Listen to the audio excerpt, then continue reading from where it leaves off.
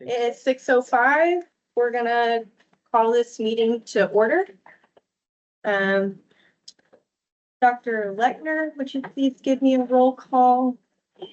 Yeah, absolutely, sure. All right. Chair Jones, I'm here. Vice Chair Fackler, Present. Commissioner Karuka, Commissioner Williams, Present. Commissioner Lance, Here. Commissioner Melcher, Commissioner Barner,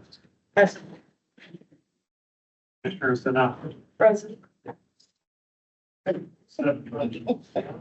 Awesome. Thank you, Dr. Lechner.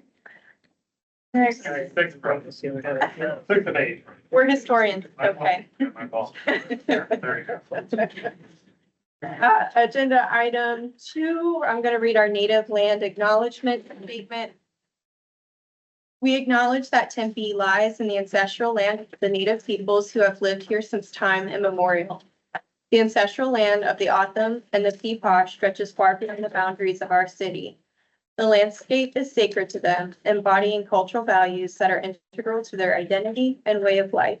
The O'odham and Pequot continue to maintain a deep spiritual connection to this land. We embrace the responsibility of caring for these places and vow to uphold this commitment in all our actions. Okay, agenda item 3. I don't believe I have any member of the public in here or online. So we're gonna move on to agenda item 4A, consideration of our March 11th regular meeting minutes. Do I hear any edits, comments, questions, concerns from commissioners? Move approval. All right, do I hear a second? Second. We'll give it to Commissioner Snuff second. All those in favor? Aye. Any opposed? Okay, hearing none, guess that's 6. All right. Let's get this started. Agenda item 8A. Let's start our joint meeting with the Tempe Historic Preservation Foundation. I can read the right line. Thank you all so much for taking the time to come here and meet with us. There's a few items that we've agreed upon for our agenda that we want to go through. So first, Dr. Lechner is going to give us a little presentation on the HBC, what we do, our roles and duties, and then we'll hand it off to the foundation. Okay, so, yeah, so item 8A1, is the discussion of the HBC's purposes and duties. So briefly, I'm just, I'm not going to innovate here. I'm just going to kind of read a lot from city code, chapter 14A, which is also known as the Historic Preservation Ordinance. The introduction to the section that deals with the commission of the HBC has some helpful information. It states the HBC shall act in an advisory capacity to city council in all matters concerning historic preservation. The commission shall make recommendations to the Development Review Commission regarding designation of landmarks, historic properties, and historic districts. And then more specifically, in chapter 14A dash 3A, still within the Historic Preservation Ordinance, there are, I believe, 7 duties. Yes, there's 7 commission duties and activities, which include the aforementioned reviewing applications or designation. So whether we're talking about landmarks, which are properties under 50 years of age, historic properties or properties within historic districts, and then making recommendations to the DRC.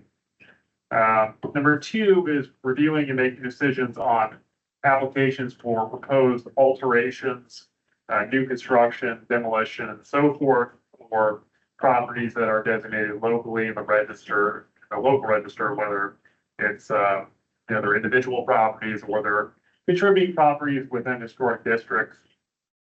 Number three, another duty is to make recommendations to city council concerning the use of federal, state, city, or available private funds to promote the preservation of properties and districts within the city. That includes acquisition, the awarding of such subgrants as may become available, and the requiring of preservation covenants, as well as the acquisition and preservation easements. Okay, four, again, recommending to the council and other applicable boards and commissions changes in the zoning and development code, building code, general plan, or other local laws that may enhance the purpose of this chapter. Five, cooperating with representatives designated by the property owners of the district from designated historic districts to formulate design guidelines for alterations and new construction within their districts. And that's something that the commission has done in the past when there's been historic districts that have been designated. Typically, the commission has formed a subcommittee and helped to draft those guidelines. So we have, it's very helpful when someone says, I'm looking to make an alteration to my home and Ford homes or what have you, and they say, well, here's the design guideline that our commission has provided. So, number six, initiating and conducting detailed studies and surveys of properties, structures, and areas within the city, and assessing their potential for degradation, in order to formulate a historic preservation plan for the city. Which we'll have to formulate another historic preservation plan within the next several years here. Or an updated version.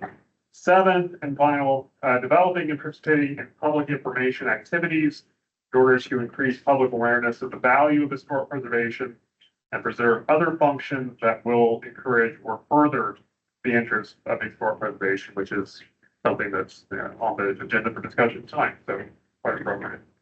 And that's all I have here for that particular item. Thank you. Does anyone, either from the foundation or the commission, have any questions for Dr. Letner? And what is our specific role as the HPC? Is that online? It is, yeah. Thanks. It's on the city, available on the city website. If you just go Google, Tempe Historic Preservation Ordinance or Tempe chapter, city code chapter 14A, you'll find that. I have a question. Yes. Number 7, about participating in public information activities to increase public awareness of Correct. historic preservation. Is that only things that they've already discussed, or is it if there's something, some event that's going to happen for historic preservation? I mean, how restricted is it, or? I mean, I think that one, I mean, probably have, more leeway, like, for example, like, in the past, like, I'm trying to think within the past few years, the commission's, had a table at the 8 Ferry Days, and it's just, available, they kind of talk to the public about, various kind of preservation projects that were going on at that time, or just, answer kind of questions about what the commission does. So, yeah, I mean, I think that kind of outreach, that kind of public outreach, I think is something that, if we're talking about like local events, I think that's, Okay, local events and that. yeah, that kind of thing. I mean, that's just one example. Do you have a question, Rob? So was this updated with the latest historic preservation plan, or was anything updated in conjunction with that? I don't know that this section was updated a few years ago, and it wasn't. I don't know that it was necessarily in conjunction with the historic preservation plan, but there were some updates to the ordinance that were made within the past, I would say, like 3 years. I can't remember exactly when we did that last one.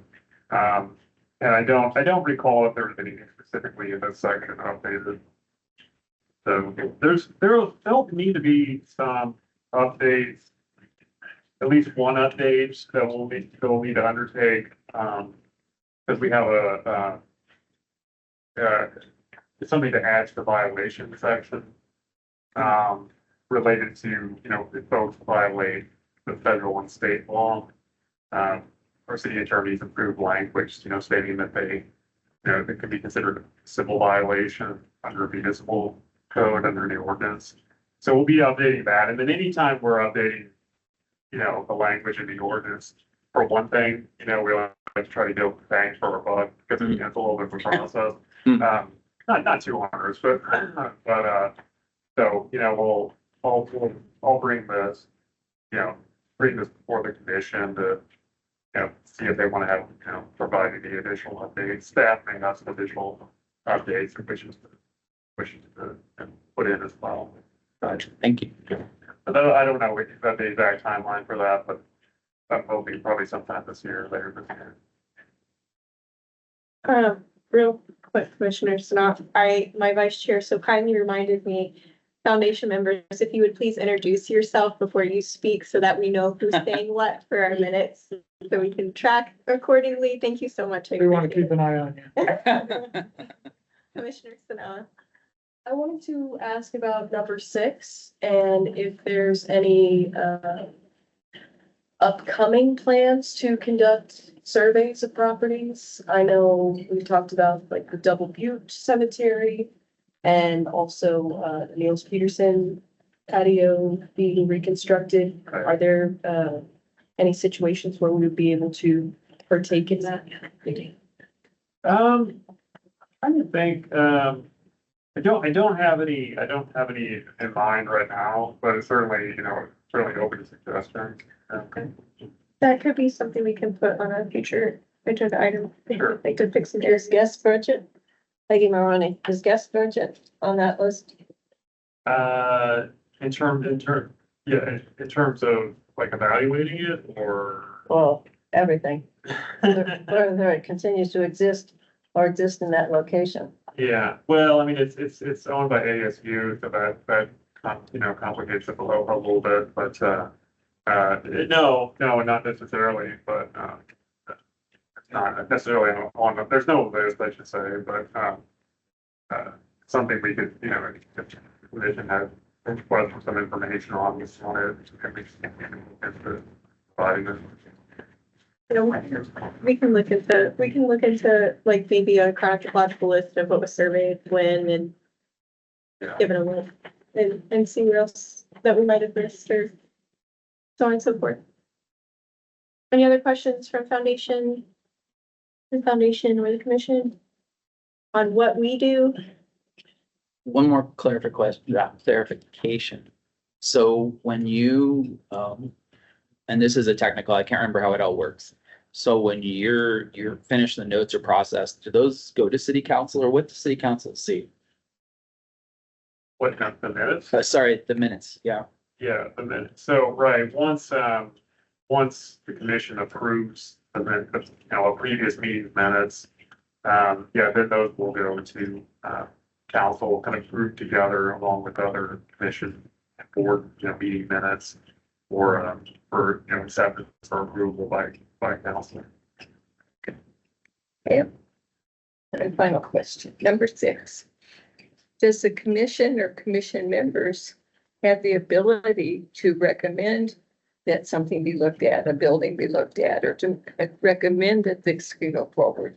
They're working to represent us as citizens. Sure. And so when there's someplace like Guest Burchett or other locations, do they have the ability to make a suggestion to help move that forward for a study? No, sure, yeah. And that's part of the reason why we wanted to do this, so that we could find out those topics and be able to work together to suggest further study. So can the public come to your meetings Yes, ma'am. and present like at the beginning or something? Yeah, that's, we have an item for the public call. So items relevant to our agenda can be discussed. But we will work to figure out a method for other suggestions. That we can take those and possibly agendize those so we can discuss them. And do you meet here and how regularly? We meet in city council chambers the second Wednesday of every month.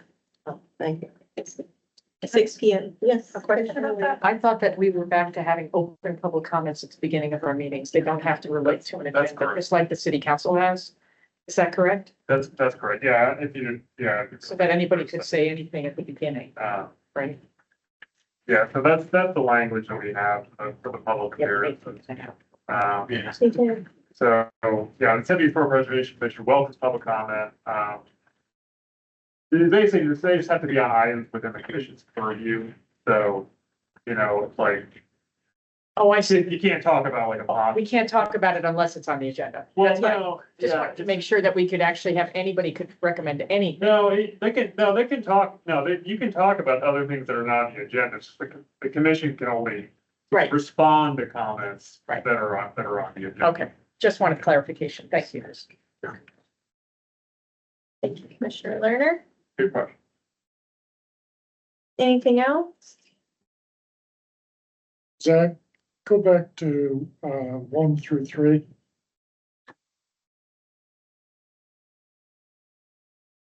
Clarification.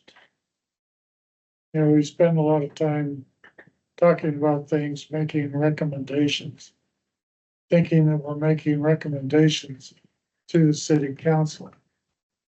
Is that really true, or are we making recommendations to the Development Review Commission?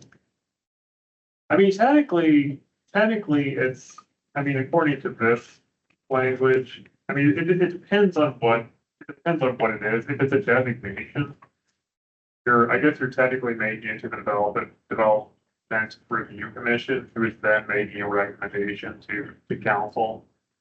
So, I guess that would be the proper nomenclature. So maybe to clarify it, anytime that we are reviewing particular property project, whatever it be, and it ultimately, in order to implement that project, it has to go to the city council for approval. Yeah. But our recommendation is to the Development Review Commission. Theirs is to the council, correct? I would say so. According to the way it's worded here, Yeah, that's correct. I don't want the foundation or the public to think that we're omnipotent. That what we say goes. When you're a recommendation body, we hear a lot of stuff, but we're not the approval body. Correct. I see, got a question in the back. Yeah, Ryan LeBanc. Come Deputy- forward. You gotta get on Ryan there. LeBanc, Deputy Community Development Director. I just do want to clarify too, actually, that first statement item, we had the Development Review Commission listed in there when they had decision-making powers for design review. So a lot of times when, say, you had a historic building that had two design reviews, one by the HPC and one by the DRC, we would always forward those HPC recommendations or decisions on to the DRC so that they could weigh in those evaluations. But I would say in the case where you have multiple hearings that DRC may be an acting recommending body and city council's a decision-making body, I'd say your comments are both recommendations to the DRC as well as recommendations to the city council in both those instances. So in those instances, the council sees the recommendations of both commissions. Correct. Yes, Yeah. correct. Okay. And we provide the formal letter, or decision letters that are provided with those outcomes. But obviously, just the way the meetings are set up, DRC's the week after us. It could be a month after, Yeah, kind of depends on the scheduling. but- exactly. Okay. Just clarify. You Vice Chair? So I have, okay, procedural. So if the public comes to talk to the commission, they can't answer unless it was agendized. The commission can You can't comment on it. Okay, now, if I'm a commissioner and I hear something and I'm concerned about, or I want to look into, I want to discuss it with the commission, then can I help get it on the edge? How do I talk to other commissioners about something that was presented and yet could not be discussed at that meeting? Or does it just sort of wane away? Are you saying, I'm sorry, are you saying you're a commissioner or here's the member of the If public? I'm a member of the public and I bring something forward they cannot discuss it with me because it's not on the agenda. It's like the council's that way too. I would say the best thing to do would be to contact the chair. Or myself, or both, because the chair and I will kind of decide on the agenda, you know. Whether it goes on or not. Exactly, I mean, yeah, and so, yeah, that would be a good idea, and then we'll talk to the chair and see if she would, you know, wants to put it on the agenda. So we can also bring that up at the end of our meetings with the chair and staff updates. I can ask the commissioners if anything that we've heard tonight, if we would like to see it on a future agenda. So we can have that, like, be in the public meeting, yeah, and then we'll discuss the agenda prior to getting this out. I just want to make sure your hands are tied. I It's really great you're there in that, but you know, that, you're gonna hear some things that maybe, but you're gonna hear things, maybe you go, okay, we need to maybe do other people on the commission feel this is something we should talk about or whatever. Okay, thank you. Thank you. During the last meeting with the Preservation Commission and the City Council, there were some comments from the audience about stalled historic properties. So they've been designated, but nothing is happening to them. And I see that you can make recommendations, promote funding, etc. So what is your role in those contexts? I mean, there have been several that have been damaged, for example, and so now it's even more expensive to work on them. So I'm just curious. I don't know. I mean, I've been reading these and, you know, do you talk about those kinds of things, and does it happen under like 3, or where would that be part of your purview? I'm gonna defer to staff. Yeah, I mean, for properties, I mean, like one example would be like the Gonzalez Martinez house, I think, you know, which is, you know, that's subject of concern for the condition, the foundation, it's there, you know. And Vice Mayor brought it up at the joint meeting that you're referring to. Next speaker. Okay, so that particular property, like, normally, like, what's technically falls into the purview of the commission would be like, designated properties, so that property is historic eligible. It's not designated, it is in the National Register, and because it is a high, you know, visibility and you know, a property of concern, you know, we try to, you know, staff's trying to keep the commission, you know, up to date on kind of what's going on with it. And I'll provide you with an update this evening about it, actually. And so, yeah, I mean, that's kind of the commission, you know, has the ability to, you know, provide feedback or request information on, you know, what's happening with those properties. And we as staff, you know, will certainly, you know, do our best to, you know, to provide whatever updates or information that we have, or to pass along feedback, certainly. So that's what typically happens, like with those types of properties. So we can, in the recent past, we've requested an update about the Gonzalez Martinez house and received a presentation as to what's going on with that. And so then we're able to bring more attention to it and to provide our recommendations and to push a little bit more. So in partnership with the foundation, like we mentioned in regards to Darlene's comment, if you have a concern, please email myself or Zach, or preferably both, so that we can address those. Unfortunately, Mariah's email is on our agenda chain. So her email is included in the CC. So everyone has access to that email. Not sure I asked her to do that. And I will be a Justice, not a Jones in that email, so. Oh, right, yes. Any other questions or comments about what the HPC does? This is tangent.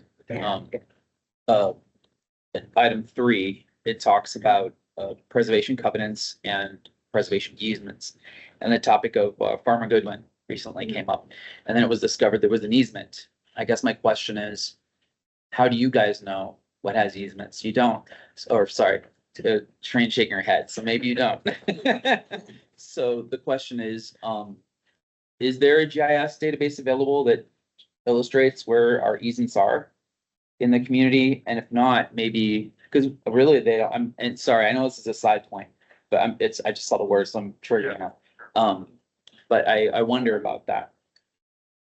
Yeah, is there, no, I mean, we have, we'll have you got GIS maps that indicate available on the city website that indicate, for properties, and if they're, designated locally or nationally, but I don't think we have like a layer, for preservation easements.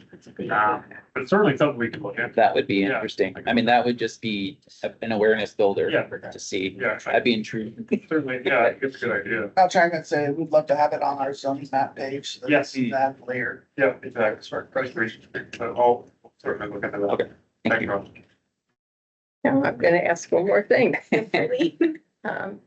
I've done a lot of things at the city, and I've met with lots of people at the city over the years, and I've never been on a commission. I can go to everybody and talk to them about an issue, the mayor and every council member. If you have someone that's on the commission, Historic Preservation Commission, and you have something that you're really concerned about, then you have to answer just through the commission, not as an individual person. If it has to do with historic preservation, I'm asking this question because this is sort of what I've been concerned about is, so if you have something, and let's say certain things bother each of us in a different way, and we're more concerned in a different way, or we have more background in it.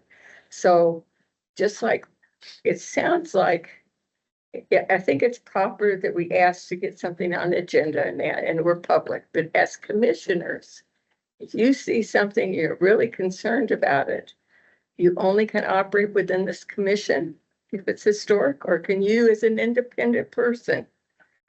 We always, right? Vice Chair Fackler, and then I'd love to hear from staff as well. Let me give you an example. Okay, Watson's Flower on Apache Boulevard. yes, We worked within the commission as well as separately. okay, And you gotta understand that if more than 4 members of this commission gets together, it's gotta be agendized. We held numerous meetings with city council members, city manager, staff. A lot of discussion on that. Ultimately,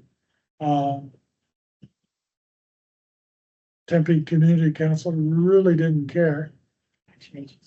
Action agency, sorry. Just if we're gonna point fingers. Yeah, let's point finger in the right one. They had a plan that they wanted to execute on that property, and it didn't involve that historic property. A lot of discussion, a lot of holdup. In fact, I personally was hoping that we'd stall it long enough they'd lose their funding, but it didn't happen.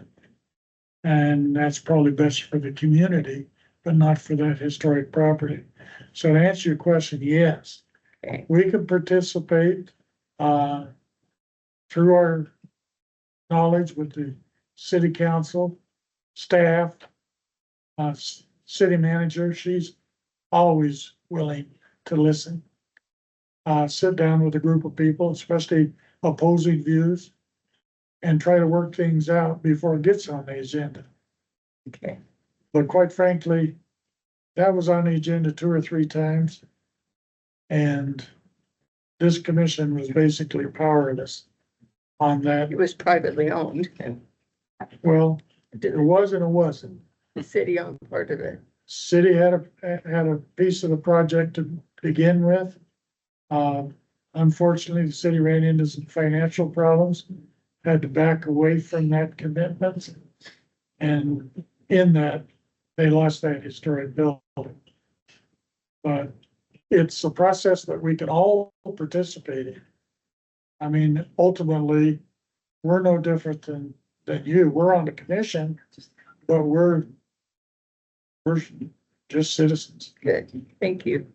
Yeah, and I just want to reinforce that being on a commission does not stop you from doing any kind of involvement with the city council, staff, whatever you do. I usually try to inform Zach that I might be doing that, but we're free to be able to do all of that. Good. I just want to confirm with staff that according to our public meeting laws and our open meeting laws, as long as there's not a quorum of us present, that we are able to act in that capacity, That you're able to, act in that capacity, to talk to city council or to work with Watson Flowers, and as long as there's not four of us. okay, Does the quorum have to be in person? Or could be, say, I used the telephone or? It's also on phone calls, emails, Okay. all forms of communication. So like, Jeff, yeah, Go ahead. No, my apologies. I just wanted to add one thing. And that is, I just want to make, Jeff, we can't hear you. sorry about that. I just want to add one thing, and that is when you are speaking, be careful about speaking on behalf of the commission, right? So I think that's one thing that you need to keep in mind when you do speak with council members. So. Right, that's a good point. Yeah, Speaking as individuals versus. right. Speak as an individual, not on behalf, right, exactly. Commissioner Wu. Even when I'm sitting at the commission, I'm speaking as an individual. Right. yeah, and I just wanted to point out too, like I have a dual role, like I'm the tribal historic preservation officer for the Gila River Indian community, and I also sit on the commission. So when, like, for example, the downtown historic core plan, in those meetings, I am my job in those meetings. I am not the commission in those meetings. So when there's focus groups, like this last focus groups, there was commission members, on that meeting as well as I was, but I was in my job role in participating. So that's how I distinguish my involvement with the commission and then my job. Yeah. Yeah. you guys are a really good group and I know you've worked hard on a lot of things. Thank you very much. Means a lot coming from you, Darlene. Thank you. All right, if there's no other questions, do I have any more? No? I'd love to hand it off to Rob. If you could give us a rundown of Sure. what is the foundation's role, and then a discussion of your goals, recent projects, and what do y'all got going on? Thank you again for the invitation to be here. And as Darlene said, thanks for your service as commissioners. Sorry, I had a question rose in my mind, but I did better just stick to my script. So like Zach, I'm gonna read our narrative here. The Tempe Historic Preservation Foundation works to preserve and advocate for Tempe's at-risk properties, cultural resources, and heritage sites by building public support for local historic preservation through education, programming, community engagement, and fundraising as a 501c3. Our foundation was formed in 2005, spearheaded by neighbors Darlene Justice and Evelyn Holman after becoming concerned by the deteriorating condition of the historic Eisendrath House in their neighborhood. Following a successful campaign to revitalize this historic community property, the foundation has worked closely with the city and other local agencies to advocate for vulnerable historic sites and resources to help define Tempe's identity and rich history, including our desert preserve system, historic neighborhoods, indigenous tribal heritage, historic buildings, along with other local cultural resources. The foundation's mission continues on today to help ensure that local history has a place within our community for generations to come. And some examples of some of our primary projects, as many of you know, I think Darlene talked with you before the meeting. One of our focal points is the Camp Papago Park, or World War II POW barracks rehabilitation and interpretive installation at the Arizona Heritage Center. Equally, Double Butte Cemetery has been one of our focal points, and we'll be able to touch base on that a little further with the creation of a new entity called Friends of Double Butte Cemetery. Obviously, we mentioned Eisendrath House. We also, early on in our existence, did a Tempe marker program. So if you look around town, you might still see some of these metal markers on historic buildings around the city, kind of honoring their contribution. In terms of outreach and education, we've had a long history of doing walking tours, cemetery tours. Peggy Maroney took it upon herself to put it together an initiative during the sesquicentennial that actually more or less, I think, ignited the process, engaging the cemetery as a critical project for not only the foundation but for the city itself, which was obviously reinforced by our recent bond initiative, with the $2 million community investment. This also includes Adobe tours. We did bus tours highlighting various Adobe structures around the city in conjunction with the Hayden Ferry Days. We also do a lot of tabling at certain events, including Tardiata and cemetery tours. Anything else? What am I forgetting? Anyway, we pop up and then we kind of theme our content based on the theme of the event taking place. So we always try to have some sort of reference material and potentially hands-on for the kids and whatnot too. Advocacy in a broad sense, our mission includes historic neighborhood resources, the Downtown Historic Core Initiative, obviously, desert preserves, and engaging with the 4 southern tribes. Some of our focal projects have been, or advocacy projects have been, Gonzales Martinez, obviously, the Hayden House rehabilitation, which Darlene Justice played a critical role in, Hayden Flour Mill Silos, Harrington Burchett House, the Women's Club, and obviously the Watson Flowers initiative. And so that kind of gives you a kind of a rounded sense of our mission and some of the projects, and it's pretty broad based. And that's one of the challenges I think you guys find too, is there's so many opportunities for advocacy. Sometimes you have to call your shots, and sometimes you win and sometimes you lose, but you take it, So on that, any other additions? And obviously we're really fortunate to have one of the co-founders with us today. Who, and I should really let her talk about this or not, but early on, we had our 20th anniversary last year, and the POW Heritage Project has been going on for almost 20 years. So it's exciting, I think, for everyone, but particularly Darlene, that initiative is moving forward, and she calls it her personal albatross. But it's moving forward, so clearly even albatross can be, slayed. So. I call it that because we got them in 2005 with the intention to get them at the Military Museum that is on McDowell, 52nd Street. And people in the museum wanted it, but there was always issues with the National Guard because that museum is within the Guard's boundaries, their property and that.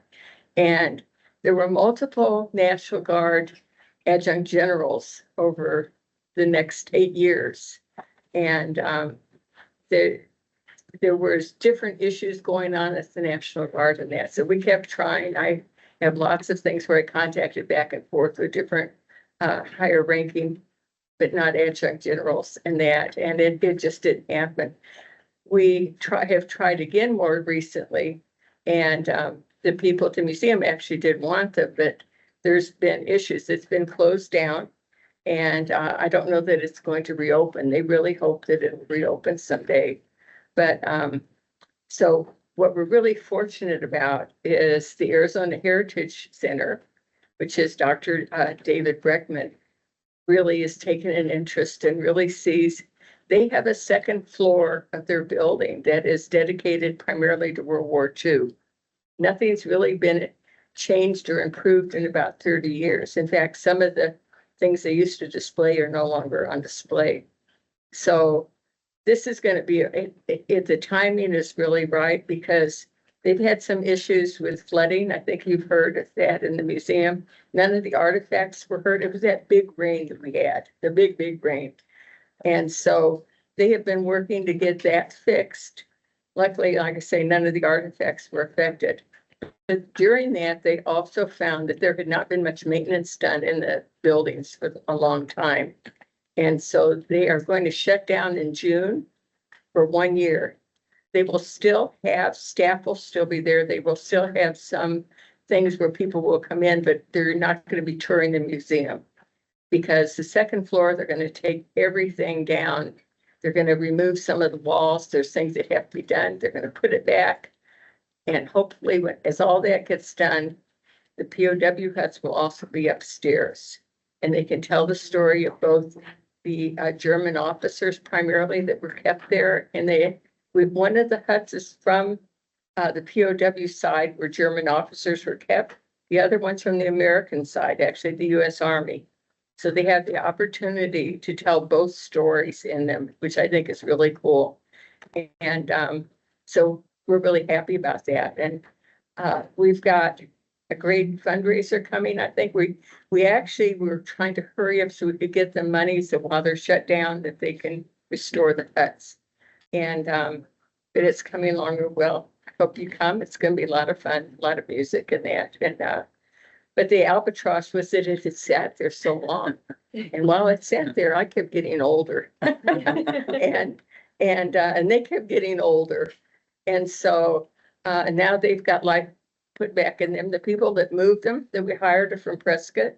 And some of the walls had sort of slipped down. They were still on the basis of a trailer. But the person that moved them, they went inside them and they pulled those walls up and they put metal bands all inside. They've been really cleaned up a lot. And when they were moved, they've been left ready to move again. They've got the dollies still on the front. They donated that to our foundation. And we are ready to move them over to the Heritage Center when they can take them. And when we have they'll take them when we get the money raised. So thank you very much. Thank you. Thank you, darling. And thank you for this foundation. I had not been going for some time. I've been busy with other things. Rob Moore and the groups in this foundation have kept everything going and they've done a lot of great work. And I'm really pleased to be back working with them and everyone's helping with this endeavor and that. So thank you very much. Thank you. On the point of engagement projects, maybe I'll put it over to you. Sorry, Chris. Do you want to briefly talk about the Friends of the Double Beat Cemetery? Oh, yes, you do. Yeah, or just the concept of it, but it's a new concept and it's again a very timely project that we've had some pretty passionate community members initiate. So I don't know if you want, and it's a good example of a derivative of our outreach and engagement. So Double Butte, Chris Sarr, sorry. The Double Butte Cemetery has a special place for a lot of us who have generations of family buried there. There's historic elements to the cemetery that's obviously relevant to these groups. The 2 governors and 9 mayors and other, historic, families that helped found the town. So there's historic elements there, but it's also managed as a park. And around the world, there's great parks, great uses of cemeteries as parks and engaged and active parts of the community. And unfortunately, our historic cemetery is severed from the town by a freeway and it's often neglected and used as a dumping ground in some ways. And so anyway, we a few concerned individuals decided to get together and fortunately working through Historic Preservation Foundation under that umbrella created the Friends group. And so we're working to try to bring some attention, activation to the space. And so there's so many ways. And of course, Peggy Maroney does I'm sorry, Guest Birch. Pending. Estelle Hackett. That's good. Who are you today? Peggy Maroney. Peggy Maroney. Whoever Peggy is playing on the given day brings that cemetery to life. And so there's so much that we can do with from history tours from all different kinds. We've got great concepts, and I don't want to overplay our hand by talking about ideas because they're not implemented. But there's many ways to engage that space as an active park space and to love and preserve the historic elements of it at the same time. And so excited for what we have to come. Yeah, and it definitely speaks to the themes of engagement. Like, we're challenged too. City's challenged, we're challenged, you're challenged. And so this is an example of kind of exploratory process on how do we better connect, how do we engage, how do we facilitate, how we build awareness, right? So we're really excited about this initiative, and it does speak to a lot of the challenges that we're facing currently on a broader level too. So, yeah. Thank you so much. That was a lot. Do you have any questions, comments? My only comment that I'd like to make is that I would hope that we have good connections with the foundation as a commission, because there's a lot that goes on from the foundation that I think would be helpful for us to know, we could promote and we could get involved in. And then things that we have concerns about, we can use the advocacy of the foundation to help. So this is great to have these meetings once a year, but hopefully we can keep this communication strong. So we can each provide support for what each group is working on.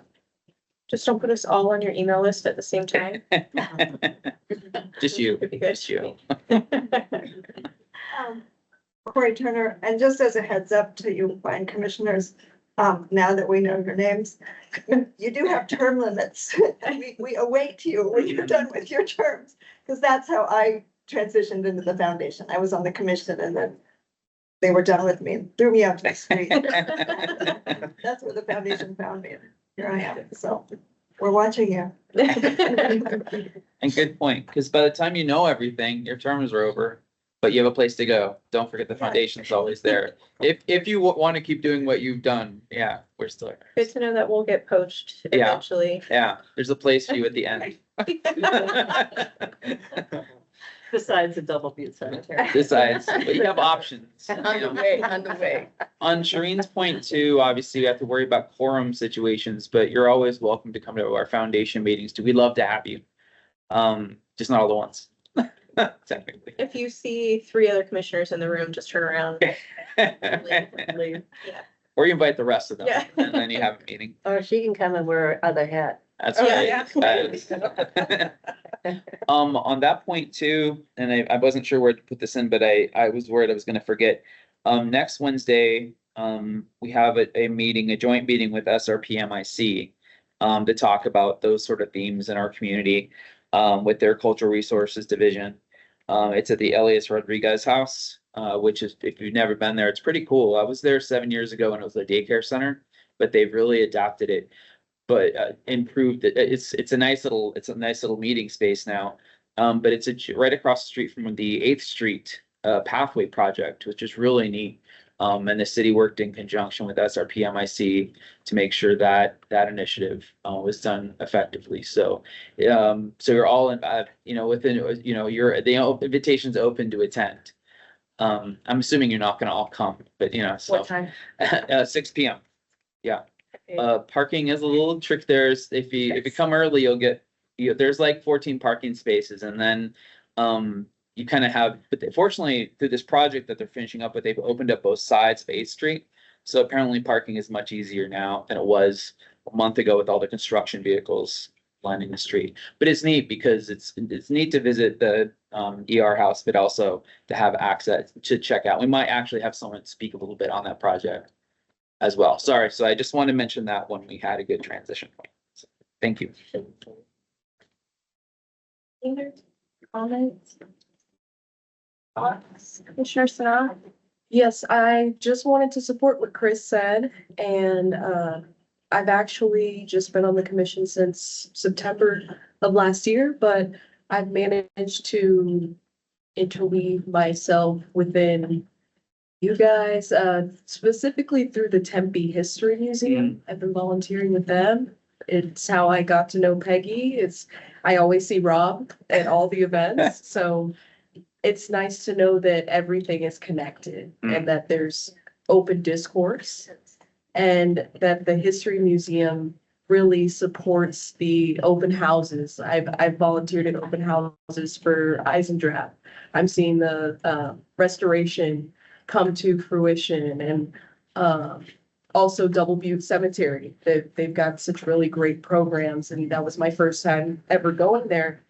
But it was tricky even just setting up for the event, because backing in and out with those ditches on either side of a very treacherous driving, it makes me think, what do people do when they go to visit their loved ones too? So I didn't have a question. I just wanted to comment and say that I'm glad that we have this open discourse, and I'm glad that I'm situated in a place where I see it from all different perspectives. And thank you for volunteering at the museum and also even mentioning the museum. Yeah. Because it's such a critical, like you said, it's a critical cog. Even within this matrix, right? The Historical Society, that is the 501c wing for the museum, also plays a role in that as well. But yeah, and then the steps that the museum take more recently to engage these historic sites, it's exciting, and they do such a good job, as you know. Thank you. I would love to know more about what is your relationship to city council and the city? So because, and that was a good conversation you and Darlene had about, how do you function as commissioners and citizens? And because we're private citizens, we can communicate. Like Darlene is a very active advocate, right? She contacts them all constantly. But some of us don't, right? And so sometimes we'll come together as a foundation and say, these are issues where we have concerns. We'll approach staff as a foundation, similar to, the commission. But we also have individual advocacies.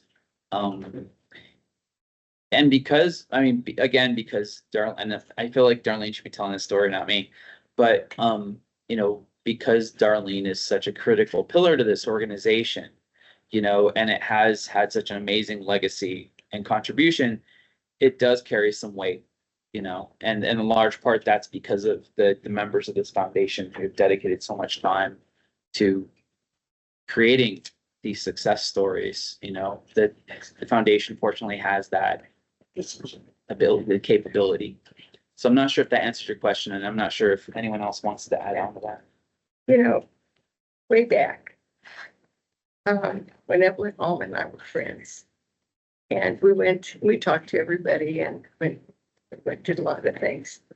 The pink house on the hill, Eisendrath house, we had both grown up with that there. What I found out, and I think Evelyn did too, from our children, is that when they were young, they would go party there with some people too. There was an artist that had different events. There were different things that had gone on. And it wasn't until we really started looking at the house. They bought the 9 acres of land, the city did, and the house was on it. It was completely ignored. The house was melting big time in one corner of the building. And I'm not exaggerating, it was knee deep in trash throughout. Very bad graffiti on the walls. 3 different beehives had entered in parts of it. But nobody knew the history of it. I think you will come across buildings you think look historic, the age or different things. You hear little stories in that, but nobody really knew.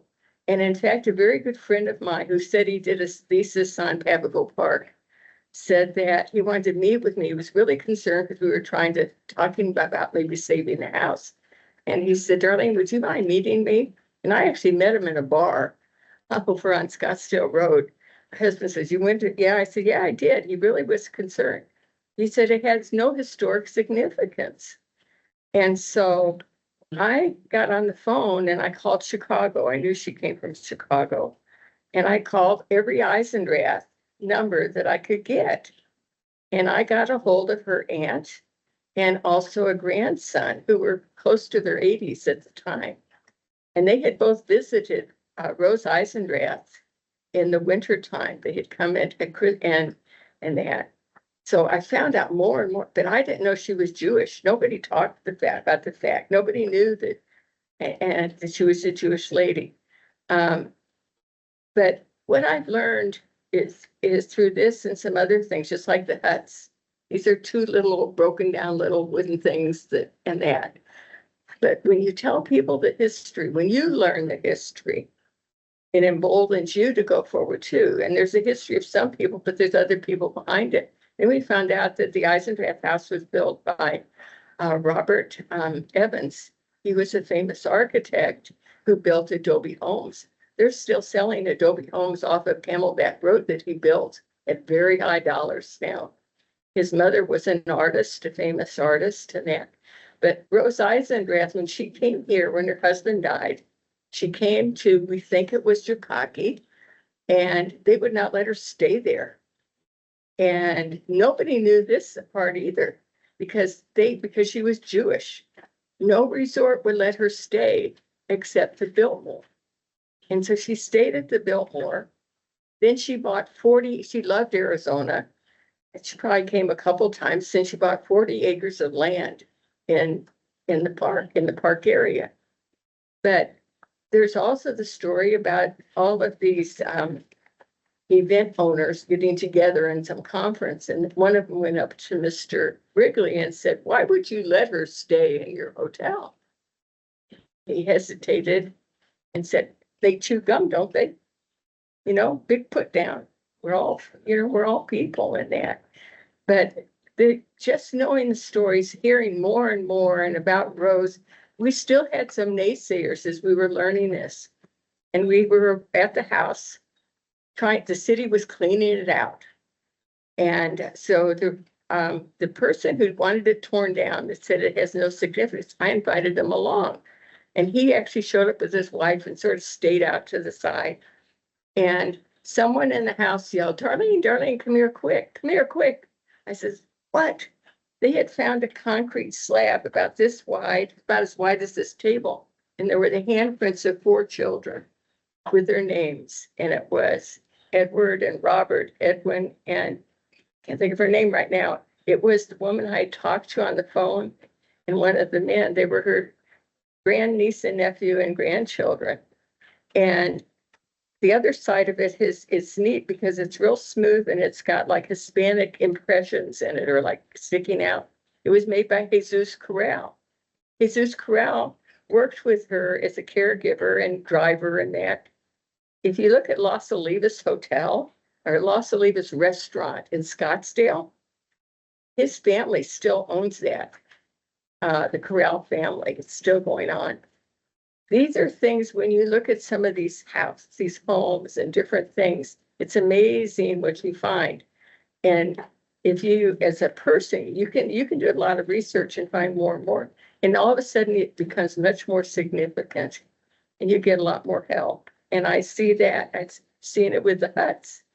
And so I'm just saying, it really worked. And then people, the other thing is our fundraiser, we're not charging a lot of money. Our goal is to get people to come and to learn the stories, to hear the stories about the US Army and the POWs and about and be a little patriotic, which is interesting these days, but to tell that. But then from that, and we will raise money. We're having really good silent auction items. I know we're going to raise money, and probably a couple of good ones with live auction. But from that and people getting the message out, the 1 or 2 people will come forward with deep pockets. And that's how it happens. And that's what I'm praying for. But that's where you educate people and let them know. And so all these homes all these places have bigger stories. And we've got a couple of Adobe houses in Tempe that I don't even think people really know about. And are they historic? I don't know. You got to really look into it. But anyway, and I enjoy it. It's really fun to learn and to tell people they didn't know, to tell them about Mr. Wrigley.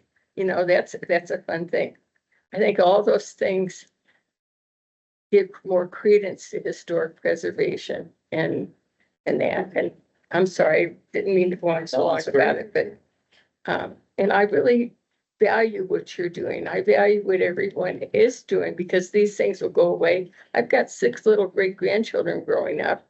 And I hope that they can see some of these things someday and be happy about that too. But we need to protect the things where we learn a lot. You learn a lot of lessons with the Eisendrath House. You learn a lot of lessons about Sandra Day O'Connor House that was saved. They were going to tear that down too. And which is amazing of all, I mean, because they knew what she was, and yet it was still going to be torn down.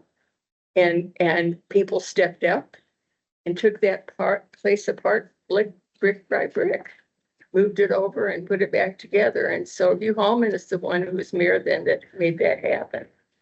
So it's good work. We're going to lose some, but at least Watkin Flowers, you can go look at their sign all lit up in Mesa.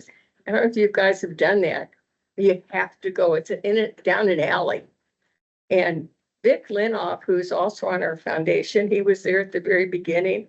He had a business on Mill, and but he lives in Mesa. And so Watkin Flowers is right on the edge of Mesa and Tempe. In fact, they used a Mesa address, I think, in some things, and Tempe address.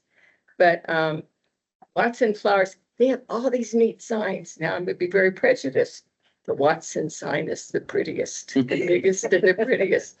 And I think I mean, they have really neat signs. And so, but you find out, you can look it up, and then you drive down this road at night and they're all lit up. It's really cool. So thank you. And I'll shut up. Oh, thank you.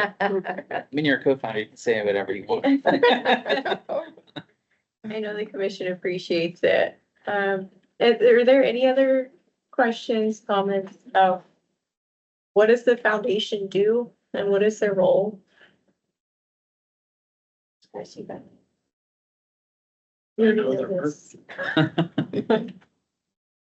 Okay. Are any of you writers? Yes, we want to write the stories of the people buried in the Double Butte Cemetery. Because I think stories are one way that you learn about what it means to be human. And our pioneer mothers and fathers were amazing people. We're only just beginning to dig them out with the History Museum. And so if anybody'd like to take a family as part of your. I know one of our commissioners ears perked up at that. Actually, a couple down here, so. You'll be hearing from us. Oh, good, wonderful. It's great. Well, we'd love to get it into the schools too. Yeah. That actually is going to be a later item that we are going to discuss in a minute here. But I want to take a brief break from like engaging the public. We'll circle back to that. I'd like to talk about item 3. So discuss some strategies to encourage property owners of historic eligible homes or properties that could be eligible to register their properties in the Tempe Historic Property Register. We've talked with neighborhood services about, they actually, when we were talking more big picture, this organically came up with them too. They say, you know what we've heard inquiries about, and it was that. So I think it is a good opportunity. And I think neighborhood services is ready to coordinate on something like that. You're ready to listen? Yeah. Okay. Yes, I live in a neighborhood, but we had trouble. Somebody tore down a house and built against city code. And some of us in the neighborhood ended up suing the city over it, but I think things have changed since then. I'm about to do my house. The whole area was finished in 1955, so it's any of the original houses are all historic. So I'm gonna try putting mine in and then try and encourage other neighbors to still have their original. I think a really important component of that exercise too will be to really have property owners understand what it means to put their property on the register. And how that is different from the National Register too, so that they really understand, I think a lot of people come into it thinking that it's gonna restrain them or put restraints on them from doing certain things. And really having them understand exactly what it'll mean, I think is the education component, I think will be really important. I have a question for clarification. So is it on the property owner to create the application for the designation? And can they go anywhere for support during that process? We require property owner consent to list their property in the register. Okay, So they don't necessarily have to do the work to do that. They just have to consent to it. okay. Good question. And it's interesting, this is the first time I think we've had historical preservation funds incorporated in a bond initiative. I don't know if that's true. And it's usually the HP sphere is pretty toothless. But what's funny is how, like Don was saying, all the misperceptions within the community, they think if it's a historical building, they're like, it's saved. It's done. Everything's fine. And it will never go away. It's like, oh, you don't even, that maybe in like a Hollywood version, but the awareness of how weak historical protections are, the community members do not understand that. Once they think, oh, that's historic, it's going to be protected. So there's so much of an opportunity there. But like the other thing is, with our bond initiatives, we empowered Zach, right, to do something. Usually poor Zach is the last in line, or the role of Zach, but we gave him funding, which is pretty rare and pretty exciting. But I think I correlate that with what this is by empowering citizens, because I think a lot of people are waiting around for you to show up. That means, or a city or Zach and say, congratulations, you win the historical preservation award and your home is special, but everyone's waiting around for the city to do something. So what we're doing is we're empowering residents to say, no, actually you have the ability to do something. You don't have to sit around waiting for the city to do something. You have power. And I think it's important to start leaning into these threads of empowerment, because usually HP is behind the curtain. I think it's typically in a weaker position, but to illustrate where and how residents can be empowered to take their own steps forward and be the solution makers independently is really important. So then that speaks to what Don was saying. It's just that general awareness of what all this is, which I don't think, even if I was tested, I think I'd probably get a few things wrong, so. We've made a process so convoluted that it ensures some degree of job security for working professionals in the field. And like with that, I just want to add that and kind of ask, what is your sense of, because you have your finger to the pulse of the community and attitudes towards historic preservation more so than we do. So what are your thoughts on like the community sense of stewardship of our historic places? Like, is that something that exists? Are there sentiments of we're stewards of these places? Or are folks like, we don't really care? A lot of it, I think, is not that they don't care, but they just don't know what's historic. Okay. and what's not. It doesn't cross their mind Yeah. that there are historic buildings at the, or what they are. And I think there's kind of two populations in Tempe. There's the old time, quote unquote, population of people that have lived here for years, generations even, and then the newcomers who don't know the history of Tempe. So challenges reaching those people. And I think the History Museum does a great job now of that, because those houses are open. Before they did programs for the school kids. And, but there just weren't enough staff to keep the houses open and in a good repair. And now a lot of people are just amazed at the history of these buildings and how beautiful they are, and so grateful that they can come year after year. Yeah. There's also a lot of assumptions. I think that's typical. when people look at downtown Tempe, they're like, oh, you know, they think, okay, this must be a historical district. It's taken care of, you know, and I remember that was when the Phoenix Preserve was being put together. People were shocked when bulldozers would go up the side of the mountain. Mhm. They're like, wait, how is that possible? It's private property. You know, but people don't have that awareness. They have an assumption. They see these as community resources. They don't realize they're actually private resources and go away really quick, you know? So there's also, I think people do value a lot of cultural and historic resources in Tempe, but they don't understand the status and the condition. You know, and I think they'd Yeah. be surprised to see it suddenly disappear one day. Like, oh, you know, thought that was a landmark. Yeah. You know, so again, it's that disconnect with awareness. Is it? I'm gonna move on to the next agenda item because I see where this is going, if that's okay. So item 4, so how do we engage and educate the public? I see where this is going.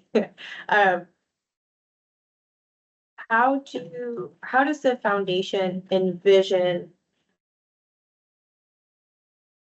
Because you have a significant role in education and engagement. So how do you envision your partners being us in the city? How do you envision us facilitating engagement to educate the public, show them like this actually can go away, or 1950s is considered historic now, and these are important places. So how do you envision us facilitating education and engagement alongside you?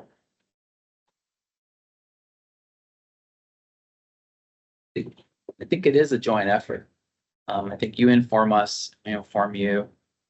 And we find what those issues are. But then, just like we're seeing with the downtown historic core, it's easier said than done. Like, how do we connect with people? How do we engage? And those are critical questions. And some of it's experimentation, right? And we get feedback and then we do it again better, hypothetically. Or we do pre-assessment, say, hey, you go to your random neighbor, say, hey, you know, what do you think of this and that? And sometimes they'll tell you. I mean, it's stuff you don't even think about sometimes because you get so saturated in these environments, you stop seeing things. Mhm. And they'll go, you know, I went to this thing, I really liked it. It's like, oh, okay. You know, because I think we lose sight because we're so buried in these narratives. Do you know what I mean? We don't necessarily see what they see or what they might find interesting. I don't know if that answers. No, it does. It Yeah. does. I just want to look to my commissioners too. How do you think? Something that's helped me with the huts, okay, is that Tempe got an award in 2023, and it's a World War II Heritage Award. And there's wonderful signs up. Zach did an excellent job with all that.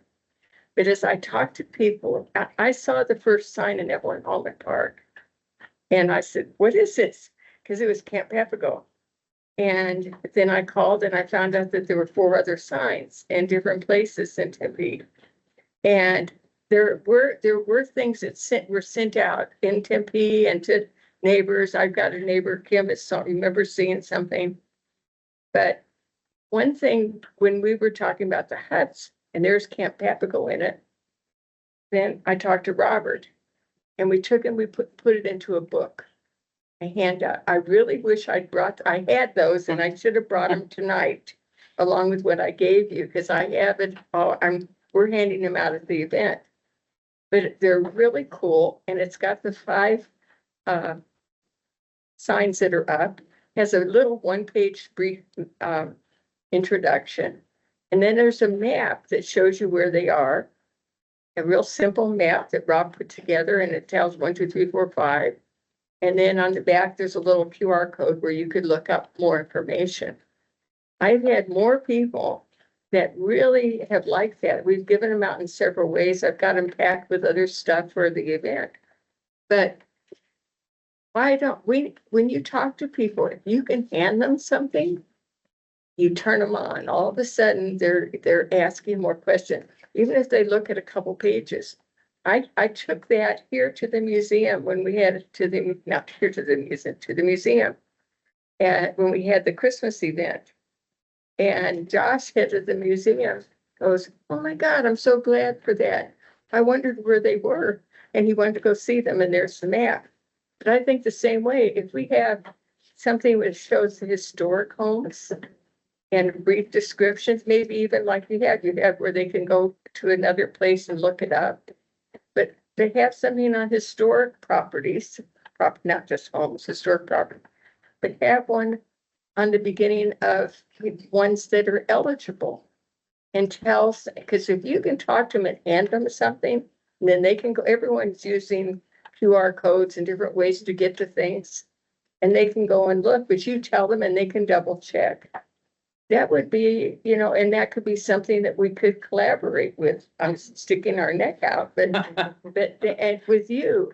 And you would have something to hand when you want to talk to people about, especially about getting for registering their own homes and that. And then as they do that, the city would have record of what's being registered, and then that could be fed back in, and the thing will grow or change over time. But we all talk to someone and we walk away, or they talk to us and you forget. When you have something in your hand, just like you all have an invitation, right? You don't have to look it up. But I think something like that, working together, he's really good at graphics, let me tell you, and he's so over busy. But there are other people too that can do that. Sure. And I think the And city Brett? actually has a version somewhere. And can I build off your story really quick? Sure. So I was on the Arts and Culture Commission a long time ago, like before the city was founded. But I was there before you. right, sorry, Peggy was there when the dinosaurs. And we actually, our commission got really feisty. We're like, we want to engage with the community more, and staff's like, good luck. Have fun. No, and I'm kidding. I'm kind of, but we started going out to the Tempe Arts Festival, and we wanted to talk with the community about public art. And it was a disaster. We had these little signs that said, ask me. And we were just standing there, and like people would look at us weird, and we like smile at them. And they'd be like, we're not asking you anything. So, but this is the Darlene's point, is I made a little art map, like where all the public art was downtown. And then like the bunnies and everything else. But then immediately we're like, hey, do you want to see where all the public art is hidden? That was my trick word, hidden in the downtown area. Like, and they took it, and all of a sudden you just engaged a community member, and they're interested in finding something. And all of a sudden you go from just a really embarrassing situation to, wow, yeah, let's see. And they open it up and they're engaged. So it builds on what Darlene is saying. It helps. My house on that too. Yeah, I mean, it's something about, yeah, so it does, it's effective. And we did, like I said, we did an Arts and Culture Commission. Yeah, and it works, especially, although you wouldn't know, I'm a horrifically introverted person.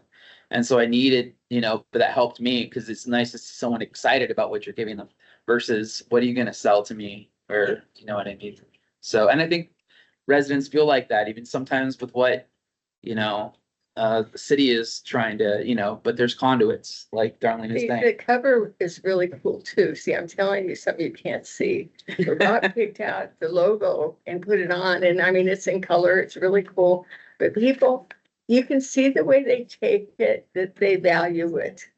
And I think that, especially if you're talking to people about getting on the register or whatever, you can show where people already are too. Start it out, and then things can be added on and changed. You publish more. Mhm. But I think that would be money well spent. And we've ordered now 3 times. I think we're ordering the 4th time, because and so the things I gave you, we slipped that over the top. And people really like that story about Tempe. And so, but I think something like that would really help, working together. Using the arts and story is the best way to get people interested. I listen to the public too a lot, and they'll say, well, what's happening to that mill? It's just so ugly. I mean, why isn't there information made available? What's happening to the mill? I mean, people would really want to know these things, but they don't know who to turn to and ask. So using the visual arts and stories is just the best way possible. We all love stories. We all tell stories. Yeah.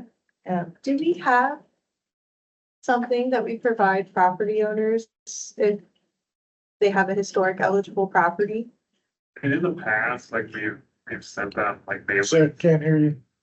In the past, we've sent them mailings, like just, you know, letters, just basically like letting them know that their property is eligible and, you know, kind of talking up some of the, you know, potential benefits of that. I don't know that it's been terribly, successful, you know, but, you know, properties do change hands and a lot of times, you know, people don't even, you know, believe it or not, and people may realize sometimes that they're in a historic home, right? Especially if they're in a district. But no, I'd be open to trying to think of Yeah. other ways to try to communicate the message.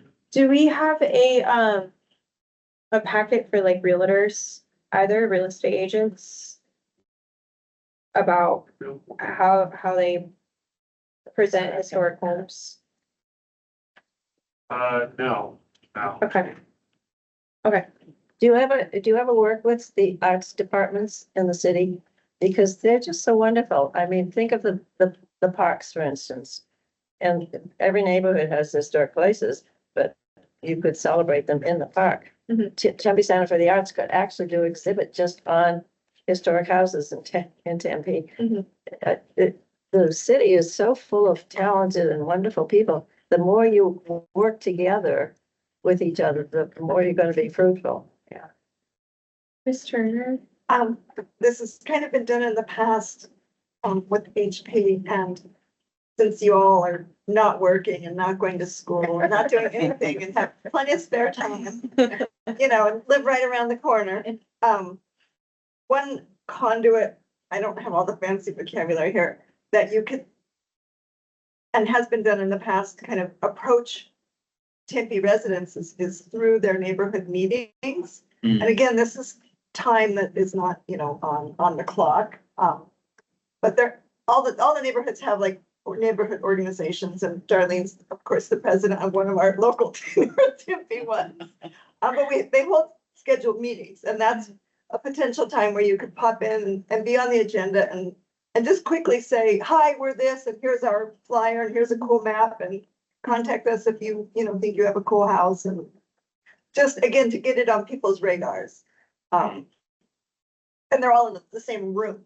It kind of saves time, even though you don't actually have a lot of time, but that's a suggestion. And I've experienced that on both ends, like those kinds of meetings where people say what the city can do for you, which is kind of, you know, what this is all about.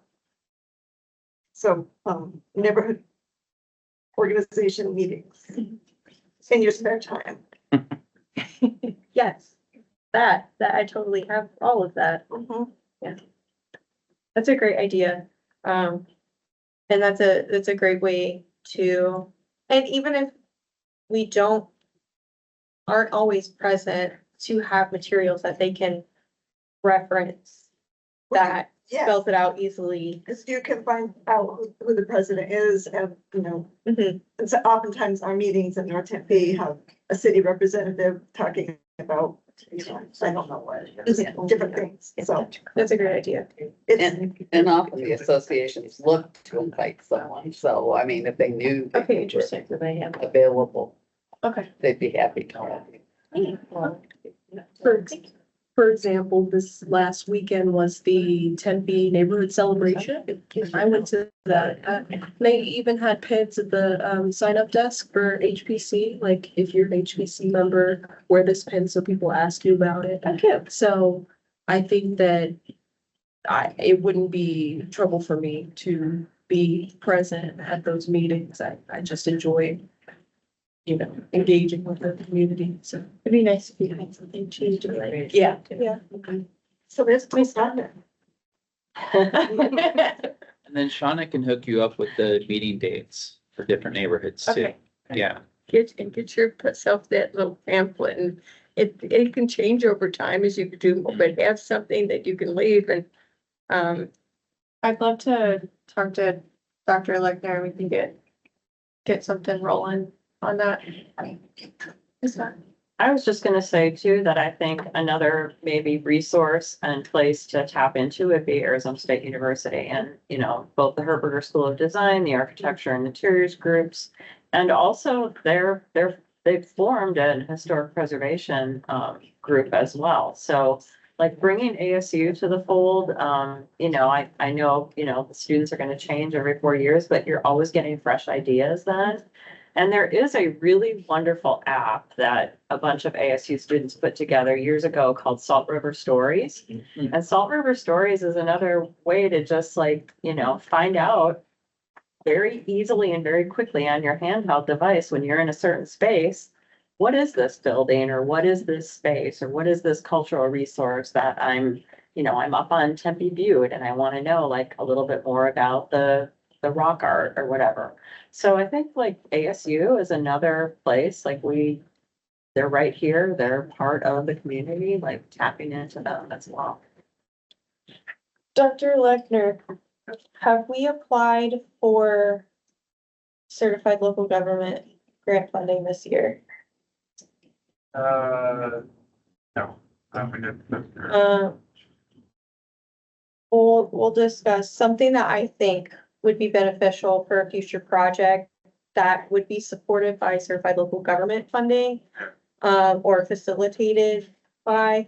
It's like, I hear a lot of great ideas about how all of us can be involved in doing public engagement. What I would love to see is that written down in like an actual implementable plan that the city can use. And this is something that it is a planning project, so CLG funds would support it. And I think it would be really nice to have, oh, this is where like we can partner with the arts to complete this type of engagement, or we can partner with the foundation to complete this type of engagement. And it's a kind of a new and upcoming HP planning document that I've seen come out, and it's been a really useful tool for communities. So I think that'd be something that would bear discussion, and that way we know who's responsible for what. And kind of have a more unified approach to how can we educate the community and foster that sense of stewardship that we're kind of missing right now. Yeah, let's talk about it. Is there anything else that you guys think would be a good idea? I'm writing them down so we can keep them for this plan. Go ahead, tell them to do that.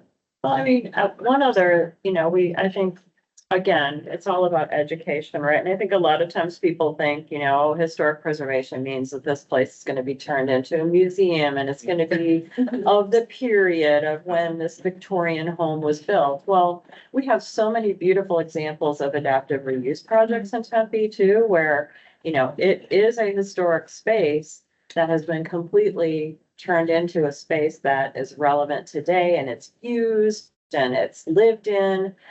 It's not just a museum. So I think like kind of breaking that like thought process that these places are just to look at, they're not to look at, they're to live in and they're to experience. And I mean, you can see beautiful examples all over the country of places that, have been taken and completely turned into something else, but yet the essence of what it was and the history of what it was is still there, and it remains in the place too, which is important. So.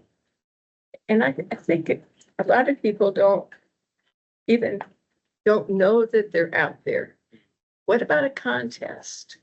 You put it out and you want people who have done adaptive reuse, they can submit. Then all of a sudden you start bringing them out, Tempe could send this out because it helps them. Tempe keeps hearing about a building that we don't want this done to and that done to. But if we celebrated where they've been adapted, and this can be from all, the Hayden House is adaptively reused. Okay. There's so many, but there are businesses that have done that. There are breweries that have done that. Have a contest, maybe have different types of things. If you're this or this, but I think that you gotta get the right people together, talk about it and put that out. Everyone enjoys new things, and I think that would really be fun. And then you send it out, see what happens. If there's a lot of interest, then man, throw a party, get people together. And then put your little book together with these adapted reuses.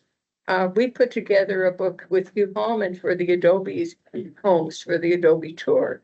And that should be more available too. It's really neat. And, but those are, when people get on a bus and they get that, they love it, and other people, I've kept mine and at first the Women's Club wasn't on it. None of us knew it was Adobe. And then Hugh Hallman, you've seen his face when I knew something he didn't know. Because it was Adobe. People who know him know what I mean. Because I found out it was Adobe. And so I said something to him one day. I said, we got to get it in the brochure. He said, darling, it's already in. It was. He got it in there immediately. But those are the things that, but how about adaptive reuse? That would be really cool. It'd be cool for Tempe to have this too, to promote to developers. This, get on this list.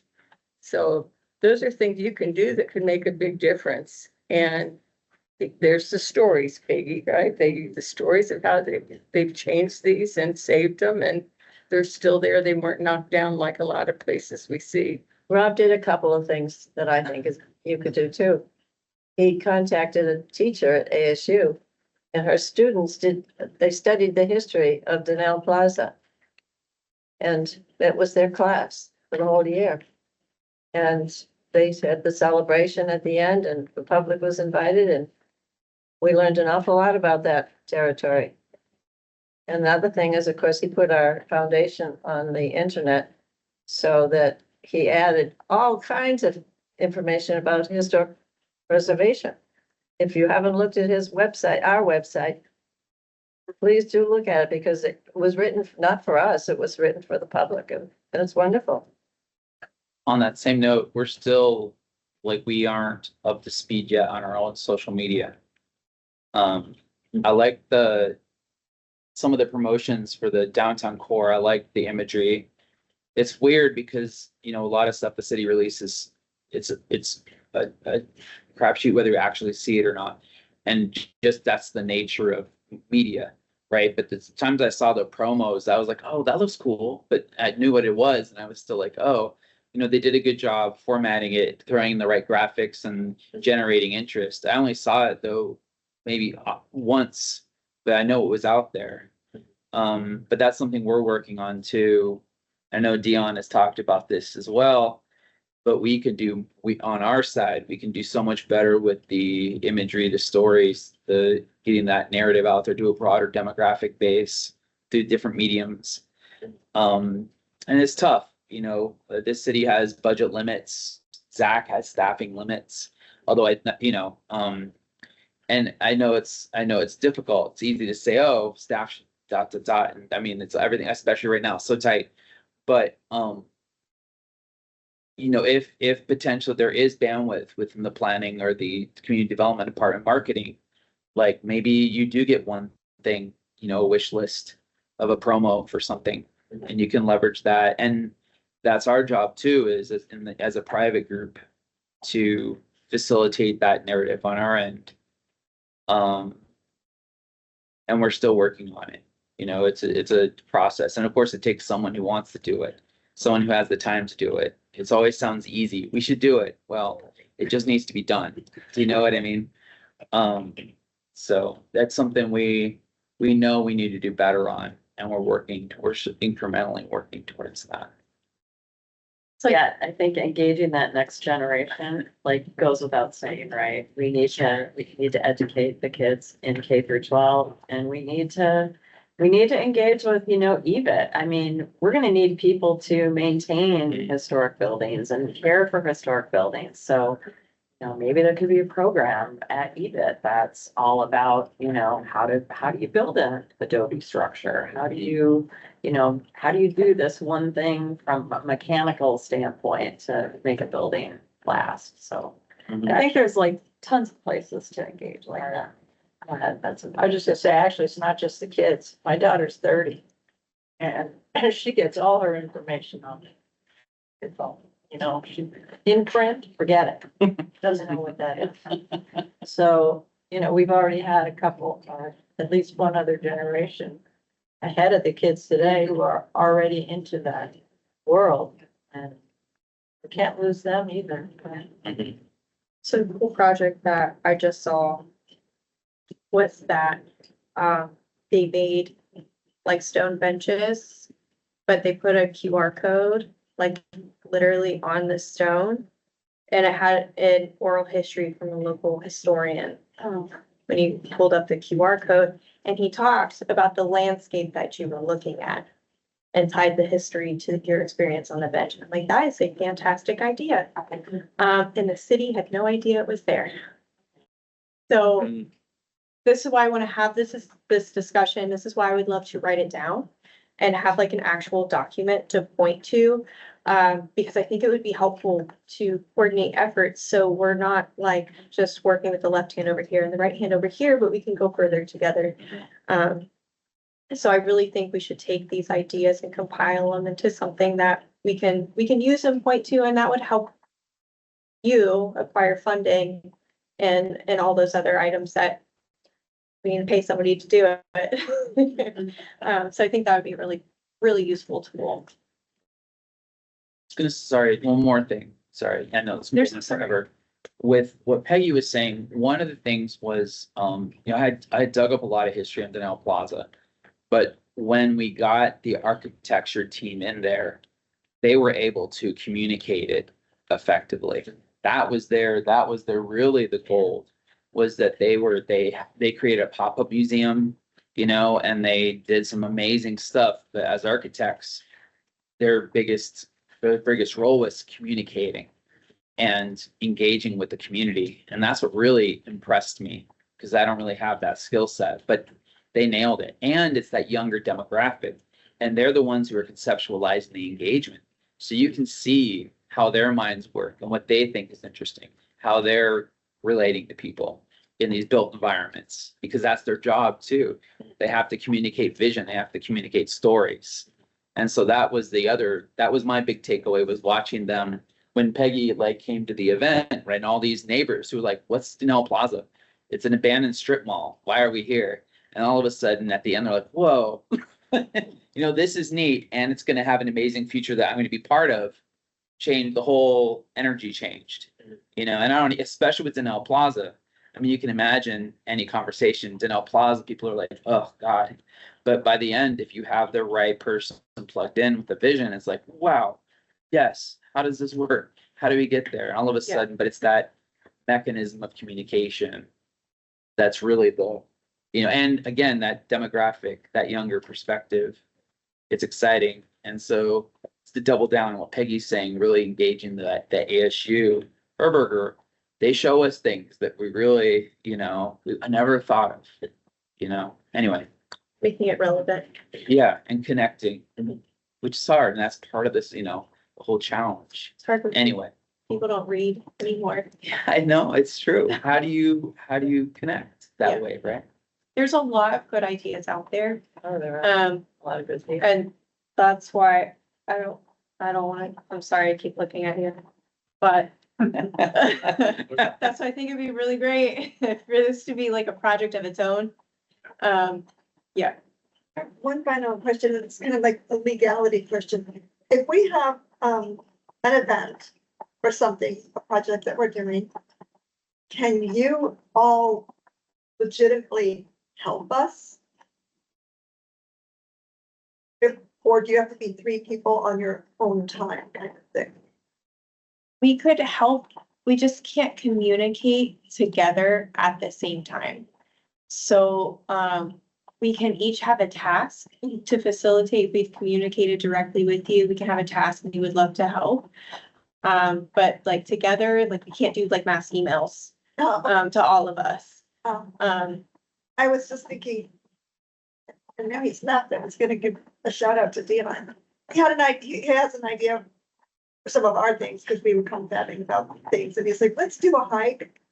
And you know, and at different stages, have somebody standing there giving a spiel about this or that and different topics, including, you know, the petroglyphs and stuff, not walking around there, but, and I'm just like, that might be kind of something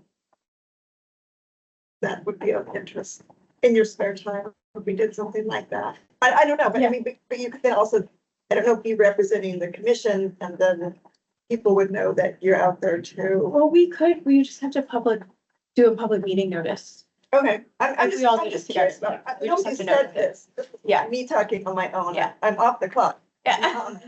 I'm just curious what you can do if we were all to play together. and this We is could all participate as long as it was noticed. For in-person things, yeah. Yeah, just Like a walking tour like that, Exactly. if there were 50 stations or something like that, we could be at one of those stations. We just couldn't have 5 of us in one of those stations. Just curious how we could lure you in. the public meeting notice would just say, you know, could be a forum of commissioners, and, you know, that there will not be, you know, commission business discussed, you know, at this gathering or what have you. And that's fine. If commission members can come and participate without worrying about, oh, we're just 5 minutes together and a quick run, one of us has to run, and we're not a forum. Yes, Commissioner Snow.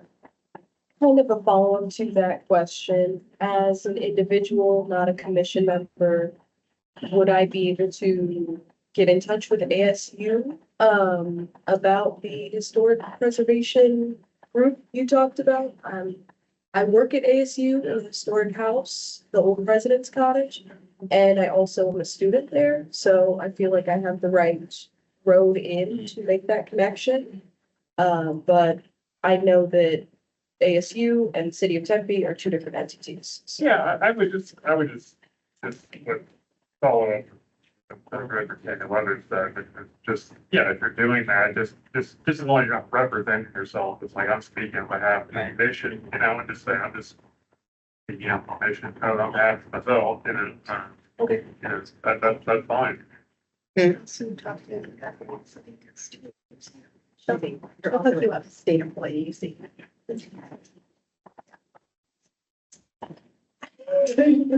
Yeah, the history professor who put the online walking tours together was just, I mean, he met me and we've been talking and he was just interested. And so it really was, I think, you know, a very useful thing to do. We just haven't sort of taken advantage of it in ways that we might, because all of us do. Well, thank you so much for your ideas. Or any other final thoughts on public engagement besides somebody needs to do it? There's truth. We need to all think about what is the one thing that you want to do together first type of thing, you know, what would something help that we could help you with and you could help us with, you know, whatever, something like that. It could be something as simple as identifying what the events are that we want to have a table, talking about historic preservation, and then divide up which one of the foundation gonna do. You know, it's a place to start. It's a good idea. And then Dion, you've seen all kinds of cities do programming. Has anything resonated or not resonated in all your travels around the valley with different organizations? It's a good question, Rob.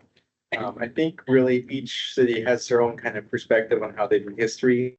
So it really depends on kind of what their, you know, goals are per se. Tempe is pretty lucky because we do have such a population who, even though the public is a little out of tune sometimes, I think when they do get educated, as people have said anecdotally, they are very interested. They want to learn. They want to be engaged.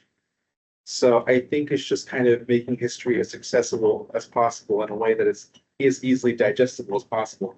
Keeping it kind of, I mean, and it is kind of difficult in our roles because, you know, when we talk about historic preservation, that's very different from history.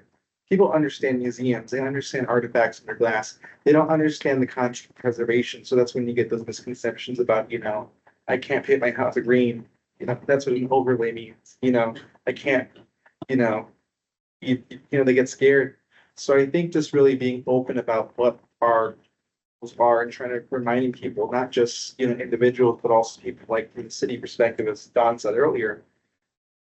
Preservation comes also from, adaptive reuse. It doesn't just have to be a specific way. Just kind of reminding us all that, history can be saved like in, many facets. But I think for Tempe at least, we need to utilize what's available to us, what are our strengths? Our strengths is ASU. We have a young populace coming in that wants to learn, get, educated. We also have, we're much, okay, it sounds kind of rude, but Tempe is a lot smaller than some of the other cities. So we can kind of really focus even within our boundaries, there's tons of, projects out there.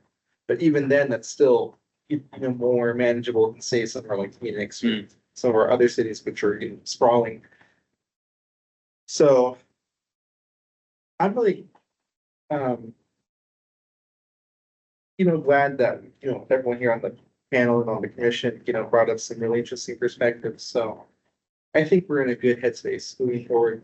As long as we get these ideas and kind of just, move forward with them. But, that's, the hardest thing is just getting that ball rolling.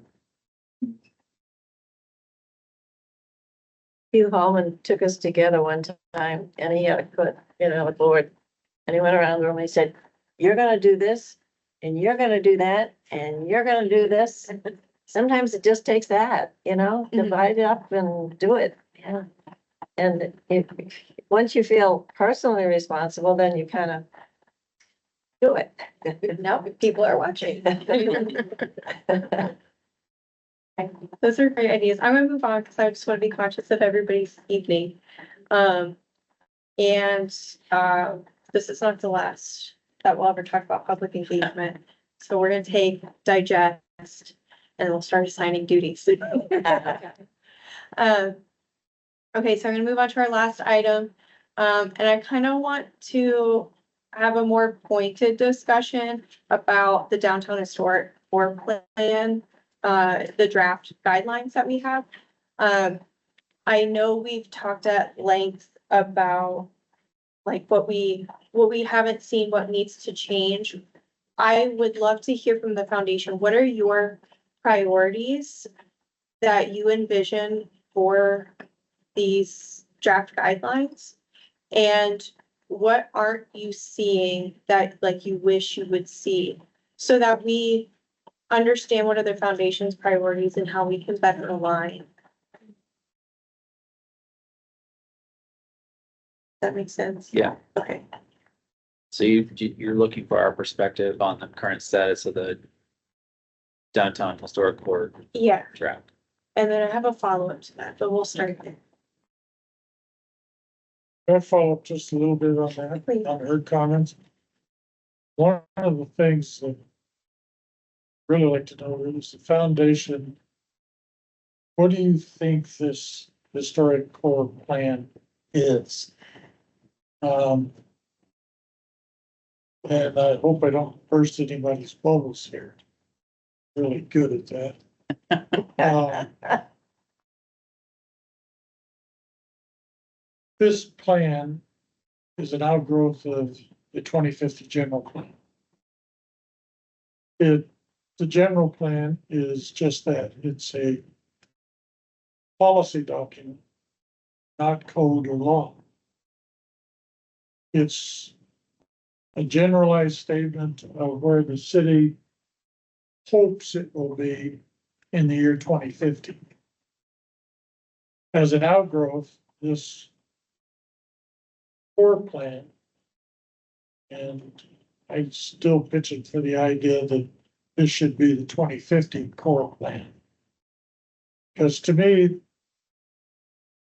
that value of where do we want to be in 50 years, because quite frankly, we're only maybe 60% finished with the redevelopment of downtown Tempe. It's accelerated in the last decade or two. The scary parts are really coming into effect. But it is just like the general plan, it's a policy document. Doesn't have any teeth. Even if an outgrowth of this plan, which I hope it will be, is that this core becomes a historic district. It's gonna be an uphill battle to ever have it become a historic district. But even if it does, it doesn't mean anything. Even if you got a National Register building, privately owned, that private owner can do anything they want, including tear it down. City can make the process difficult for them, even more difficult if it's in a district. But at the end of a 18 or 24-month process, if the guy wants to tear it down, he can still tear it down. That's always been the scary part to me.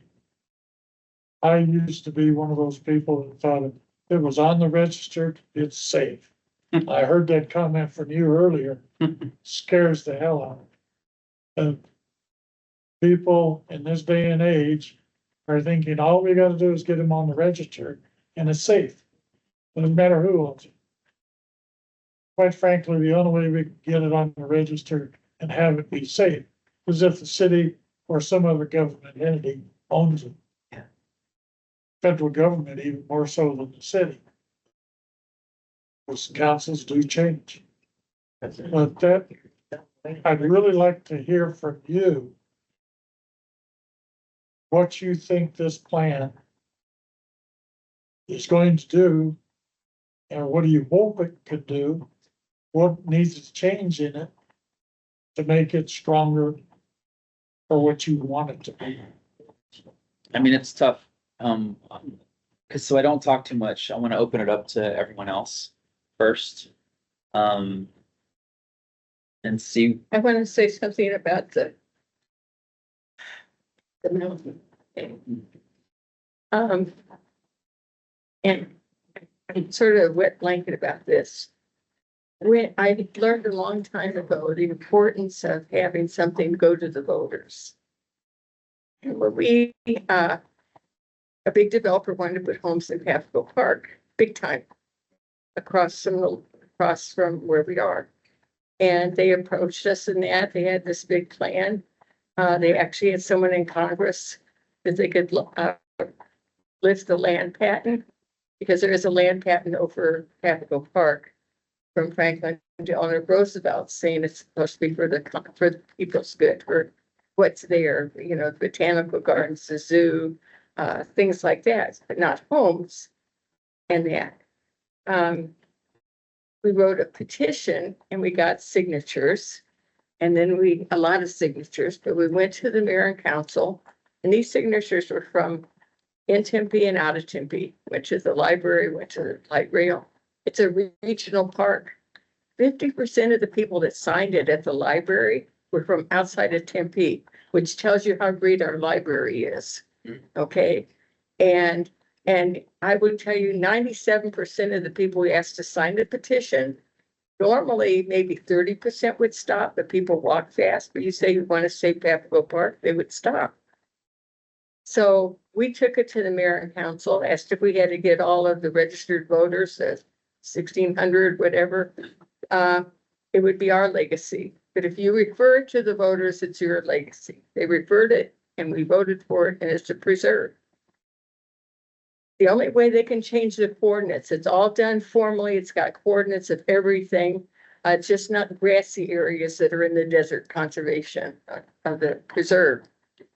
And so in order to move those lines, they're going to have to go back to the voters to change our preserve. I don't think that's going to happen.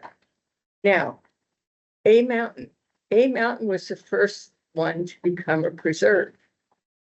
And people were very, very upset, and they went to Tempe because there were all these developers that wanted to do things. I know there was a project that was facing the lake on that side of the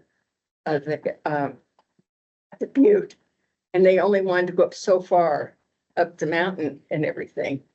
And there was a whole bunch of, a lot of pressure about what they could do where the mill and silos are and how much further they could go and all this. Well, people were very upset. Citizens are the one who went to the mayor and council with this and said, it's got to be a preserve. It was done by proclamation. So the Butte is a preserve by proclamation. I have also learned, and I'm not going to go into details. These guys have heard the story. It's not a very nice story about something that happened where we had an area that was a park in Tempe. And because of a lot of pressure in that, it had been declared a park. It's not Papago, it's another small area. It was declared a park because of a lot of pressure. The proclamation was undone by another mayor and council. Any mayor and council can come in and undo or change a proclamation. Look what happens with our presidents, and it's happened for some time. One comes in, they sign all of these executive things, and then the next one comes in and they write them all out. I'm not saying that's going to happen to the Butte, but what I'm worried about is a lot of people want to go up the Butte. They want to do just a little over here. You just said, this is supposed to last us for 50 years. So who are the mayor and council going to be that some developer, and that, we're still trying to get the mill done and that, and they say, but if we could only do this, nothing's going to happen unless we can do this. And they got big pockets and stuff. They could change the coordinates on the Butte. Any mayor and council could change it. They could undo it. It's really sad. And I am not saying that this mayor and council and people who are, in power within Tempe, they would never do that. But down the road, who knows? And if they get in a big pinch in that. So I'm just saying, I'm concerned that the Butte was done by proclamation. And I have heard people say, make sure that nobody can go beyond the railroad tracks behind the mill, because there are things that say that, but why do we have to make sure? It should be, so I just want to say, and you were saying about things that are lawful and things that maybe aren't as lawful as having something like that. And again, this mayor and council, and I think the next one, they're not going to do anything. But a lot of us are getting older. A lot of us with big voices are getting older. And people need to really, but we have lots of young people coming up. That's why we need to talk to them about historic preservation and why things are so important too. But I won't say any more, but I have a concern for the Butte. And I think that when people drive down the 202 and they look over and they see the Butte, and they see the silos, and they know they're passing Tempe. And I think that whole area really needs to be taken care of in the right way. And that, because if that's not done rightly, that sets a precedent for the rest of the mill all the way down. We got to make sure it's done rightly. We got to, we've got a flagship. They're putting Mill Avenue down at the other end, right? The big signs. Well, we got the silos and that at this side. And so I won't say any more because everyone's got other ideas on it, but I do think we all need to be aware and be careful. And how are we or other people, how can we firm that up so they can't without a vote to the people, and they're not going to vote to change or preserve and that. Are you giving them that responsibility to get that changed to a preserve? He asked what needs to be changed. And that's what I'm concerned. The thing I say is that this mayor and council has the ability within this urban core plan to send that to the voters, and it will pass. But wouldn't the tribes be involved in that too? Yes. Yeah. Yes, and they want it. Their tribes are involved in Papago Park because they have lots of sacred places there. They don't point them all out, but they do have them there. And so now they can't put houses there. Someone's not gonna say, there's not gonna be a battle between the tribes and a developer about putting a house in there. But the That could be a tribes, I think, project we would work on with you guys too. It sounds like an important one. yeah, and there's gonna be, because I was told when I brought this up, and it's because I've experienced something being changed by proclamation. But I was told that, Darlene, that is never gonna happen. Nobody's ever gonna let them, and I agree. Nobody that we know would probably let that ever happen. But it is not legally, it is not enshrined like it is in Papago Park. And I guess I've looked at all the coordinates. I've seen everything when we were doing that. And I think that it would be a wonderful gesture by our mayor and council to send it along, and have a good explanation that this is a preserve. We are just, whatever the wording would be, to enshrine this preserve. And people go, well, what, is there a problem in that? No, there isn't, but let's make sure that there isn't. I don't know how to word it and everything, but like I say, We have a man who knows how to do that, right?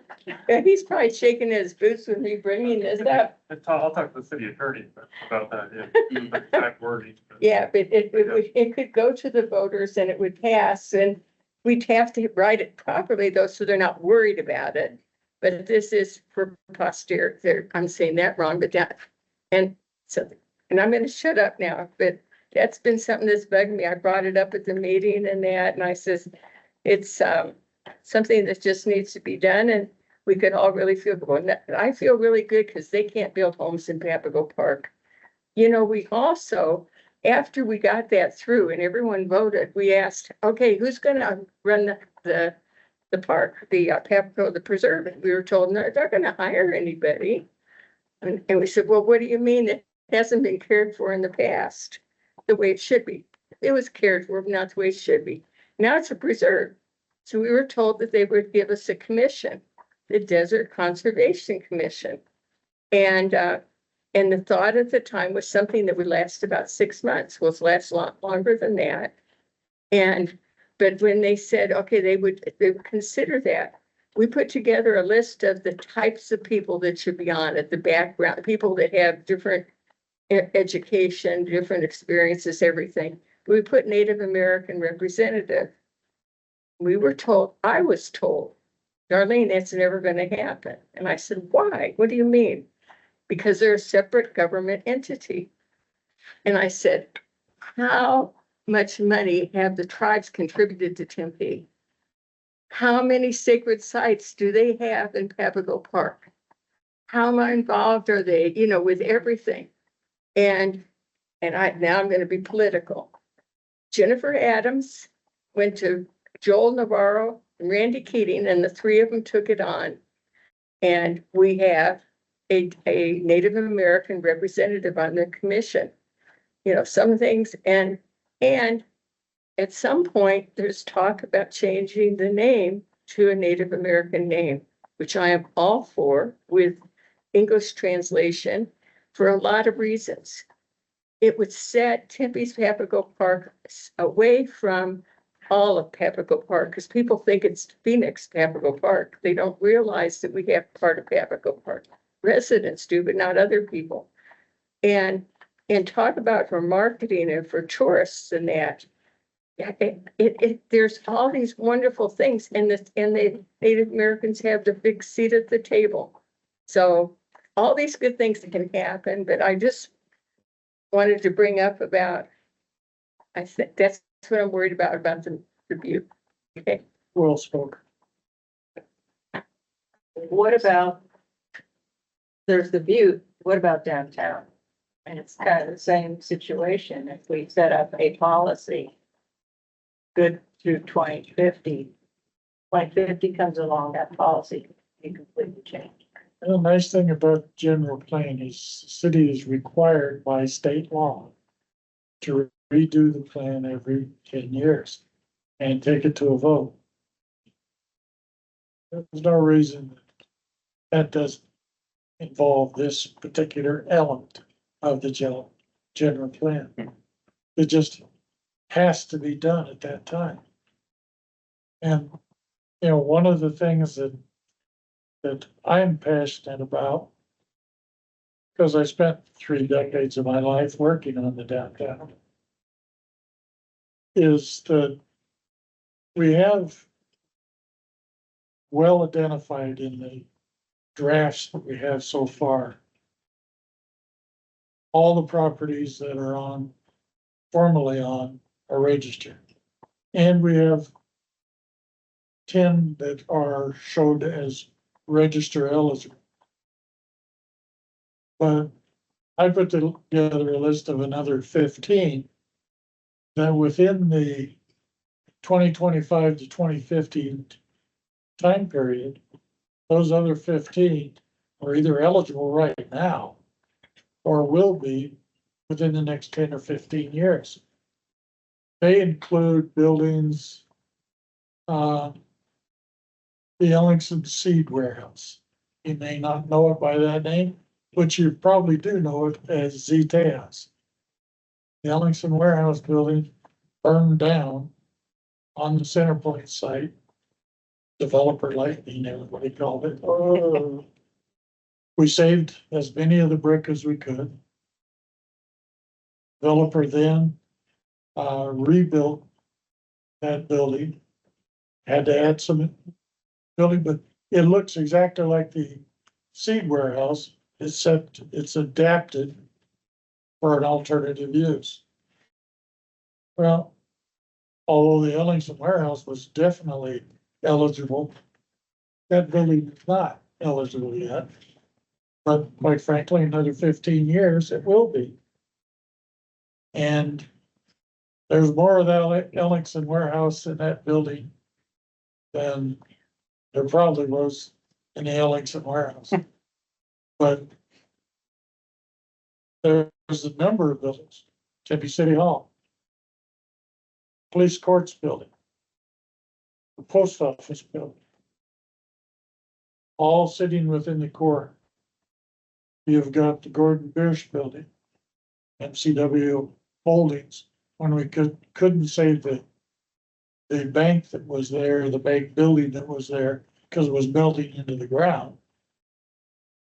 They put up a building that, call it territorial architecture, but a building made out of solid brick that'll be there for 100 a year or better. In 15, 20 years, it will be eligible to be on the register. And it sits right on the corner of Fifth and Mill. One that I can't believe has never been put on the register. Mill Avenue Shops. Mill Avenue Shops was built the year before I came to Tempe. And I've been in Tempe now for about 50 years.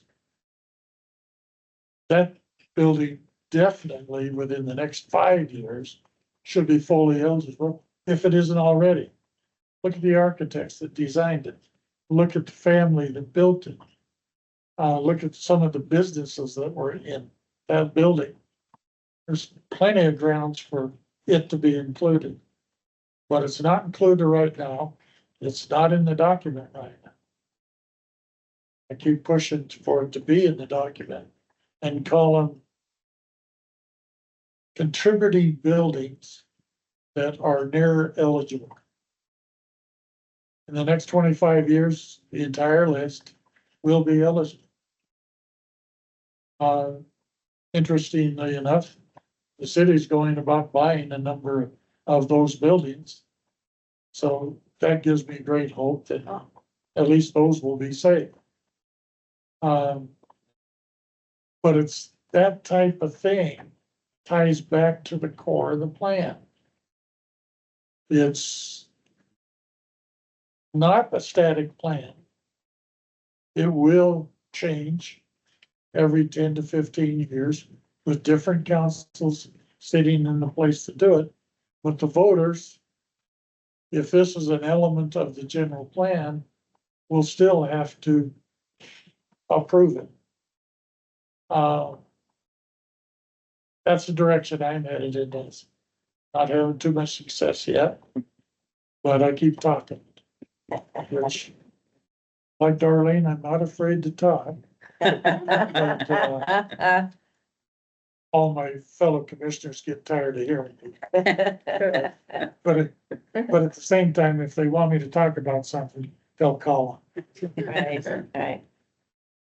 Chris. I'm trying to remember when Stu got involved. Yeah, so in quick history is that, and I think you've heard this before, but we'll nutshell it. Is that, and there's so many definitions, I forget what it was called, downtown, or what was the initiative in 19? Master plan, downtown. Downtown. Urban core master plan. Urban Core Master Plan. And within that concept, there wasn't any really centralized solution for preservation. It was a solution for the downtown without a historical preservation component. So that's when our organization got involved with Stu Seifer and Joe Nucci. And they really stepped up. I mean, they were going in, they were saying, hey, this is what we really need in terms of guidelines, so on and so forth. So then that's when the composite of what this is now formed to be a component within the that original core concept. And then obviously that concept got nuked. And then when the 2050 came along, a lot of these threads from that concept were being woven into the general plan. But interestingly, that component didn't make it in, that the historical preservation core component didn't make its way into the general plan. So we had to fight for that. And we worked with mayor and council to ensure that it was included, and they assisted us on that. And it wasn't clear cut. There was a little bit of, a struggle to get it into the general plan. And then the planning division and obviously, the staff helped us establish that, and it became part of, what we have now, which is what the plan is derived from. My recollection is that Stu's emphasis was really on the guidelines side. Yes. In other words, how do you bring redevelopment and development in the downtown without adversely impacting the historic buildings? You have to have certain setbacks, you have to have certain, number of story, limit the number of stories and that sort of thing, which is side issue. I mean, not in importance, but it's not the focus of a plan policy type of job. It probably the two sections of this plan that are most important and will have the greatest bearing on how development occurs within the core are those guidelines. Stu's absolutely right. I mean, the recommendations, the strategies, and the guidelines are really the core plan. But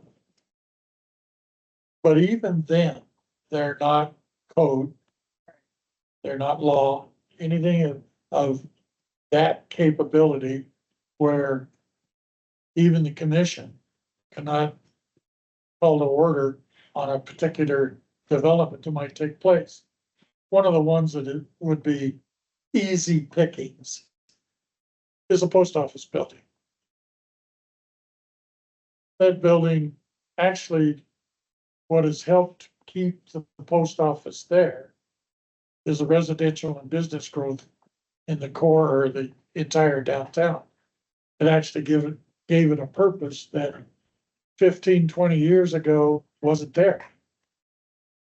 It's got more of a purpose now than it did then.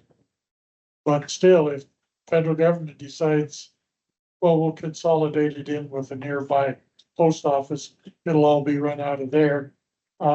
Building goes on the market, developers acquired the building. And if we've got a zoning ordinance that allows for mid-rise or high-rise at the corner of Fifth and Mill, these strategies, recommendations and design guidelines would be the only thing that everybody sitting at this table would have to throw back during the public processes that would occur. But there isn't anything that you could point to and say, they can't do that because this says they can't do that. Well, you said it better than me. What I was trying to get at is that it's not a code. No. And so therefore it's not enforceable. Not in the line that half the public well, the public that sees that, well, that building's on the National Register. It's saved, nobody's gonna have any problem with that. And that ain't the truth. And this copy, that we put into the plan now, even if it's got everything we want in it, it's still not enforceable. Right. So my question is, should we go after code? And should that be ultimately what we're doing here? Well, the large state legislature's already taken care of that problem. The problem that the developers would have. In that they passed it and got it through the voters. What has it been, 20 years ago, Jeff? Randy Bailey, Briggshaw. Yeah, and back then. Basically, the city can't put in the general plan that any specific and any codes that affects a personal property rights without getting their approval. So if you could go to all the property owners in the downtown, say, we want this historic district and we want this to be codified in the way of the design guidelines, and it will affect your property values and it will limit what you can do with the property. But we'd like your approval on it. I tell you, I went through Maple Ash neighborhood 3 times trying to get the neighborhood to agree to a district.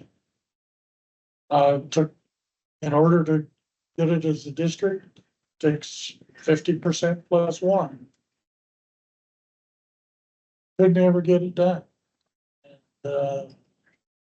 Even if it was a district though, it gives us a little bit stronger treatment of the properties that are in the district, but it's still not absolute.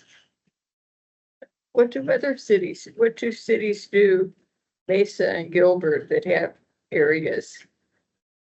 How do they keep them like that? They're in the same boat. You know, it's just that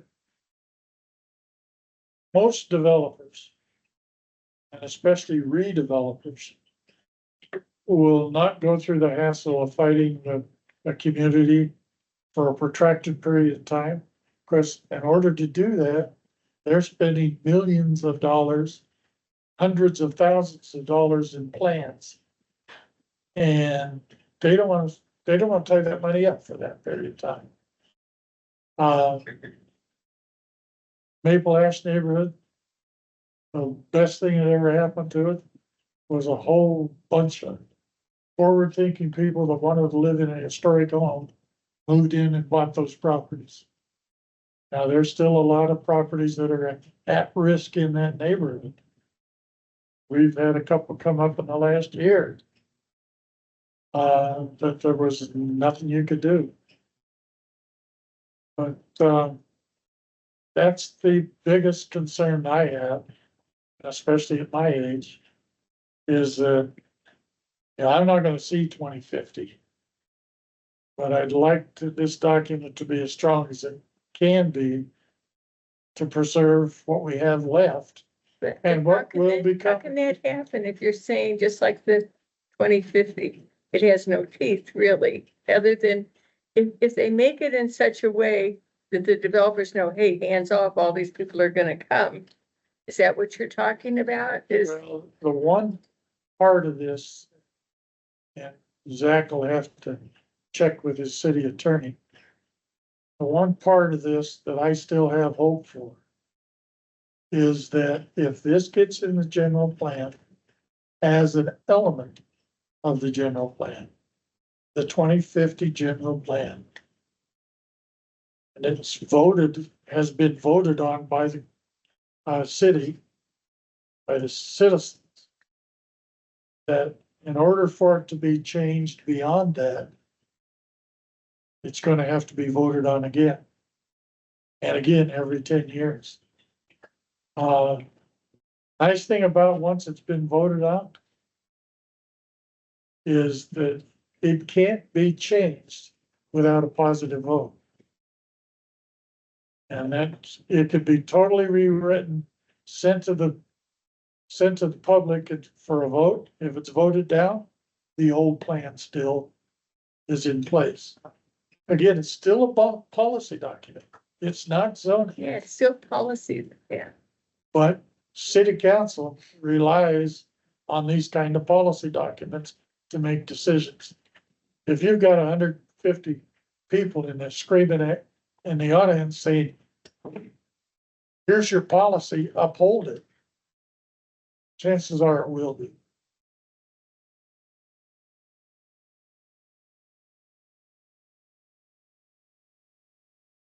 I need to be quiet. No, it's important, and you have so much depth and seeing this, you know, again and again through your decades of experience. A plan is only as powerful as this public support.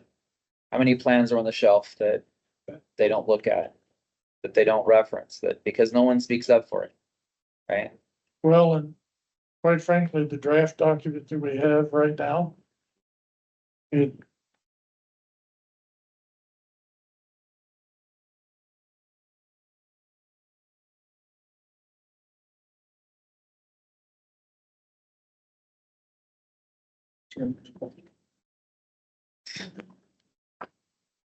under building height and massing, there's a section in here that says that section establishes a height and massing framework with respects to Mill Avenue District street wall. That's the front height of the street wall, while accommodating additional density in appropriate locations.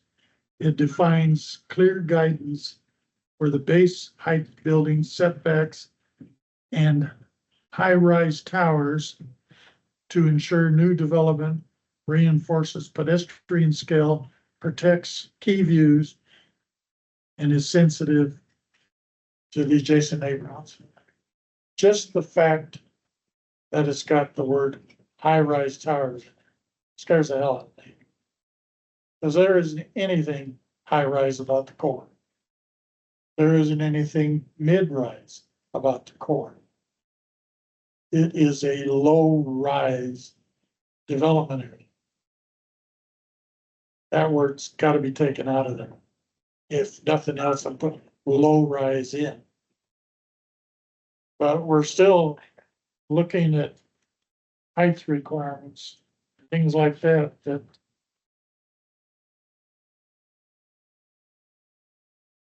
and I realize that this is a draft document. Better be a draft. We've still got draft guidelines in here with heights of up to 100 feet. That's 10 stories. 9 if you allow for a commercial first floor. Now think of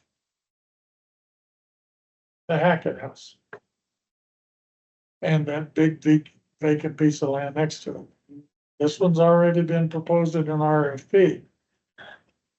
Put a 10-story building on. Here's a little 2-story Hackett House.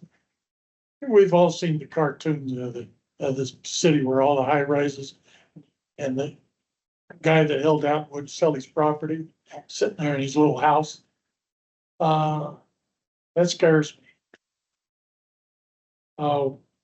It also scares me that the low-rise protections that are currently in this plan or a draft of the plan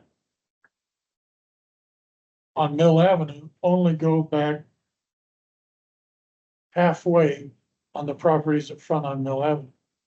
They don't even go back to the alley. The back half of those properties go up. Let me give you an example. We got the hardware building. Beautiful 3-story building on the register. But it's also got 20 or 30 feet behind it to the alley where there's basically parking. Now, put a 100-foot high tower off the back of that building, everything changes. So we have to get into this plan that Mill Avenue, the frontage of Mill Avenue properties are from at least alley to alley on either side of Mill Avenue. And the buildings that would infill into that area, say the post office got torn down, would be no higher than, no higher than 1 story above the adjacent building, which the adjacent buildings would be the Tempe Harbor building. Sounds like you got some writing today, Dave. Well, I've already sent this out. Zach's got it. I know he's sent it off to the group that's working on this. But it's things like that that just really alarm me. Because we didn't have a project area committee that Stu Seifer and Vic Lanelf sat on way back when we did the first redevelopment plans for the downtown. Nice thing about that committee, 26, 28 members representing the 4 quadrants of the entire downtown, business property, residential people sat on that. Preservationists were on that committee. Developers were on that committee. I always like to call them the preservationists that never saw an old building they didn't want to absolutely save. And the developers, slash and burners, wanted to tear the whole damn place down and build a new shopping center.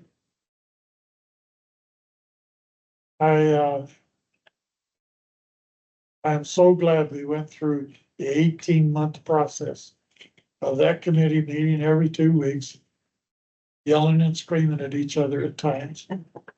We came out with a good salt and pepper mix of the old and the new, where the old gave the character of the downtown and the new gave the economic powerhouse to the downtown that helped save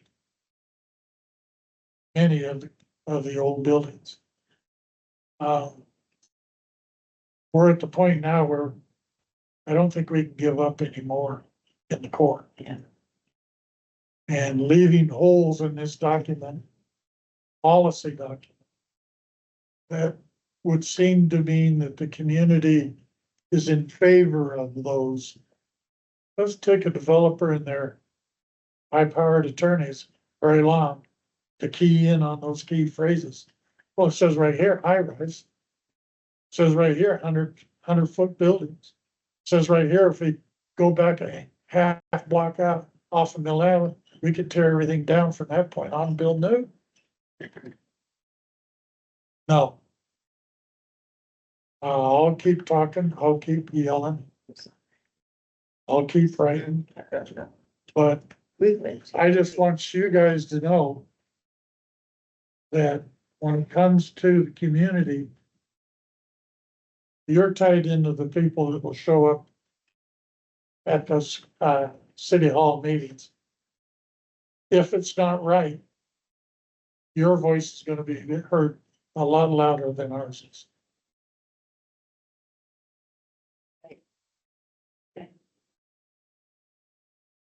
Thank you. That's all of them. Okay. Are there other places in the document and if so, could you send us a list? So we can go down, make a lot of noise Thinking the about same those thing. words. That's what we need. Well, we're still in the middle of the process, Okay, so I have a question about that.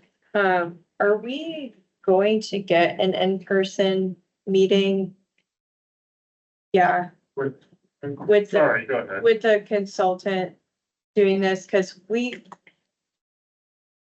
with a few other, let's call them preservation advocates. Yeah. Like we were all on a meeting together where we voiced the same concerns that we've already voiced and we're able to get like, there wasn't a conversation, basically.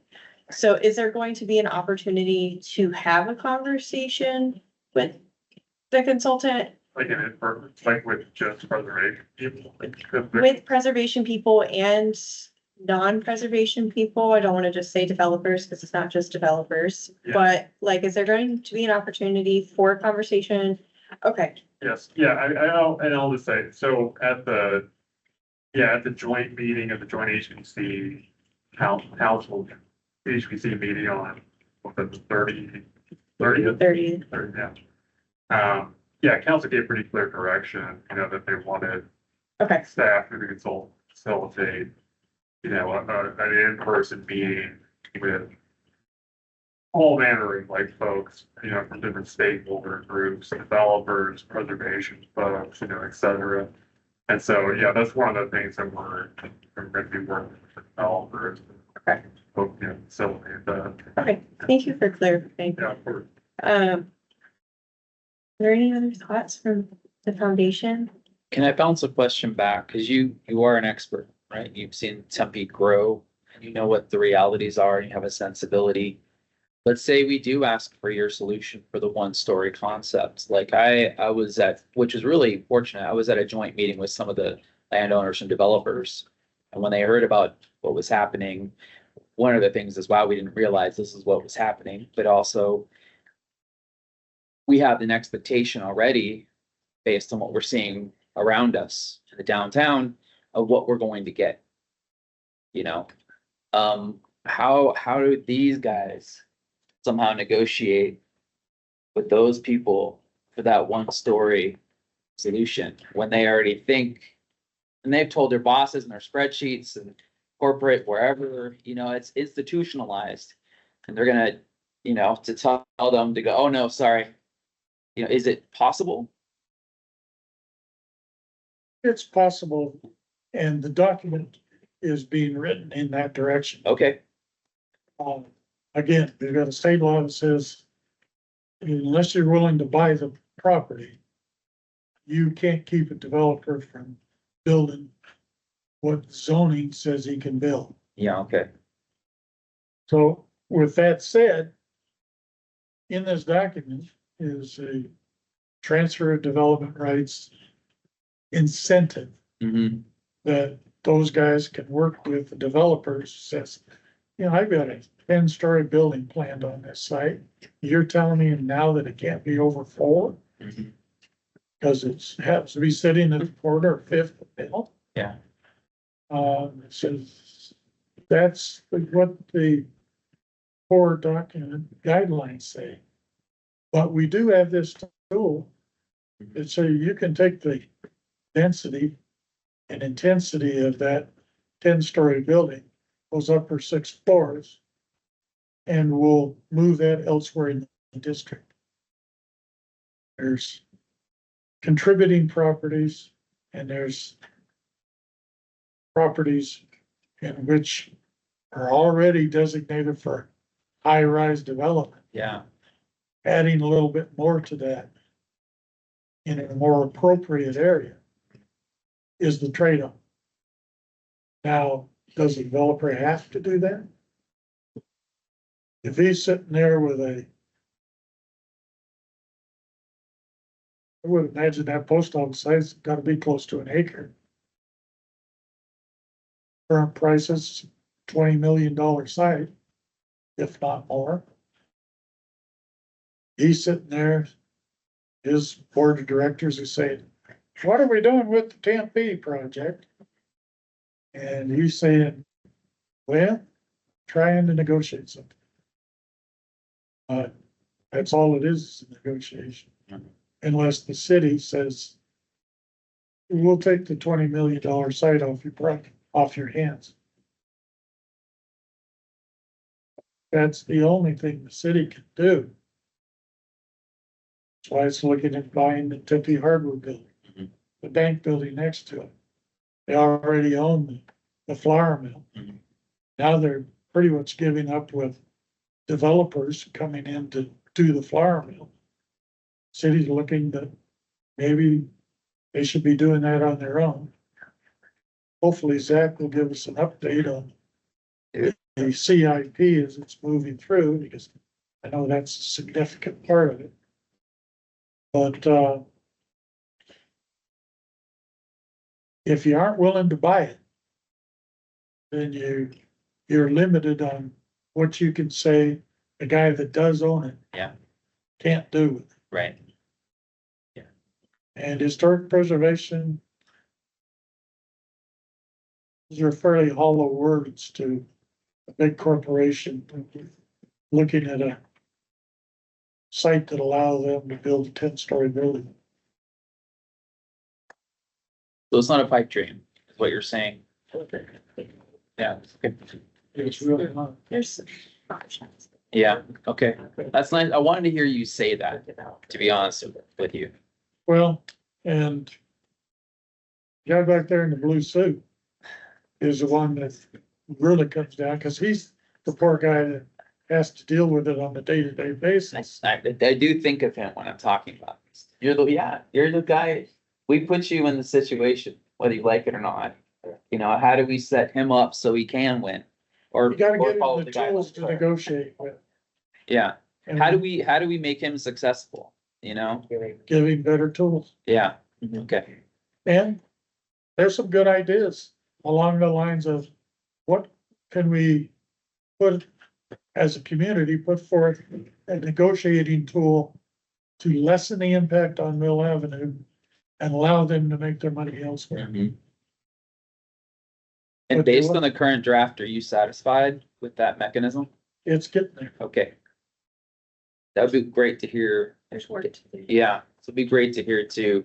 Maybe if you happen to want to provide some feedback. Well, the big thing is, Tempe isn't gonna come up with this on their own. Right, The consultant that's putting this plan together did come up with its own. right. There's hundreds of communities across the nation, especially the larger cities, that use that tool all the time. Mhm. But they've also got much larger budgets than the city of Tempe. The downtown Tempe is far beyond what any community of 180,000 would normally be able to attract into their area. The fact is that Tempe is almost a geographic center of 5 million people. So we're a very, very small city with unfortunately a very small budget. The legislature keeps taking away tax tools, trying to compete in the larger scenario with the big cities. And so I've seen this tool work wonderfully, especially in California. They do it all the time. But, they got billion-dollar budgets. It's just, Tempe is not in, and, city of Tempe just lost $25 million in tax revenues in the last year. Everything's gotta be shrunk down. If Tempe buys the land, they don't have, if they buy the building, they don't have to keep it, they can put a thing on the deed, right? If they sell it to someone, is that true? Easement, put an easement on But it. you gotta buy it Deed in order to put the restriction. easement But on. we don't have to keep them all, and I know the two they're talking about, I think they wanna keep them. But, but you can put it up for reuse with deed restrictions, and then you Catch buy and something release, else. Right, Uh, like a catch and release, Catch and release. put a little hat on it. Yes, but they can do that. Yeah. And, And then it recharges hypothetically, yeah. But again, it comes back to the city's wallet. city can buy that $20 million piece of property. Put that $40 million restriction on it. And sell it for 10 million if they're lucky, For 10? for 10.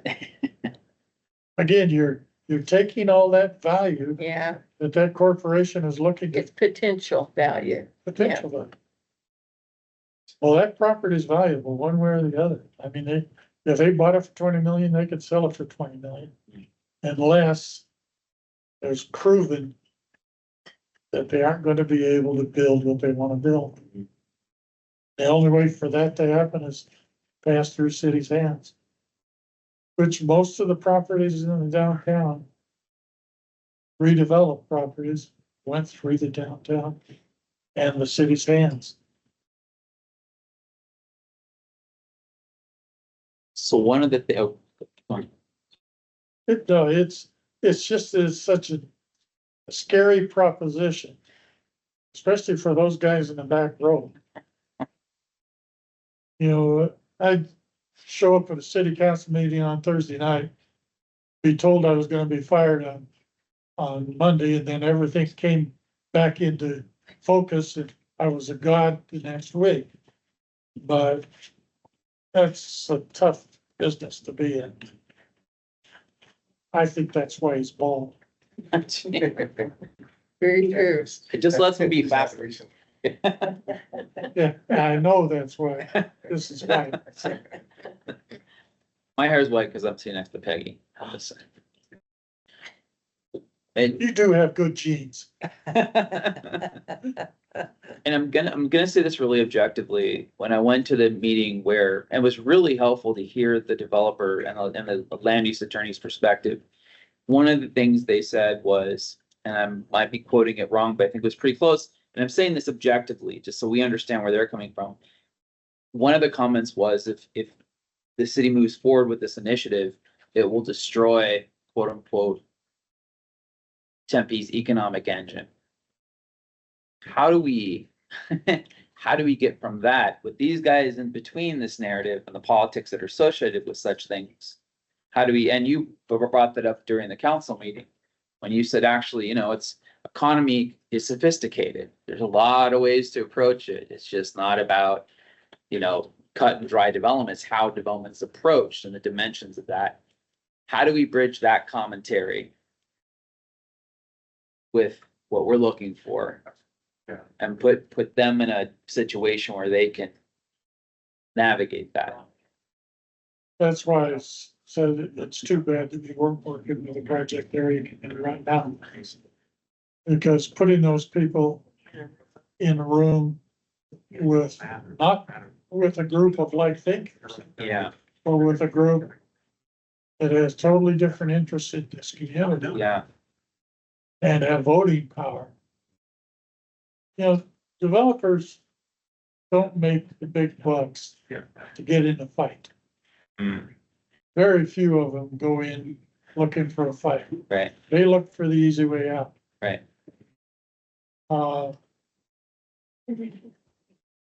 Okay.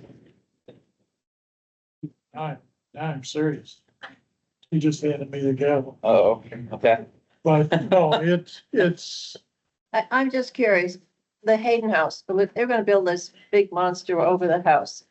But what tool did they use to get him to move it over?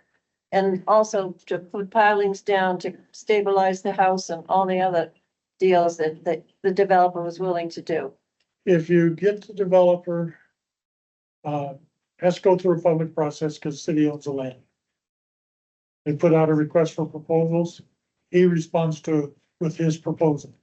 If it's selected, they do a development disposition agreement. It's basically an agreement between developer and the city that says who's gonna do what and who's gonna pay for what, and how much is the city willing to give up in incentives, including this transfer of development rights. And is that okay? Everybody ends up hashing it out. Guy with the bald head puts out all his side of it. The guy with the white head on the developer side says, no, we can't do all of that, but we can do this part. And it's back and forth and back and forth. Yeah. Until Well, Yeah. they sure did a great job. he's the representative at the table, along with city attorney, Zach, and a few other key people. Okay.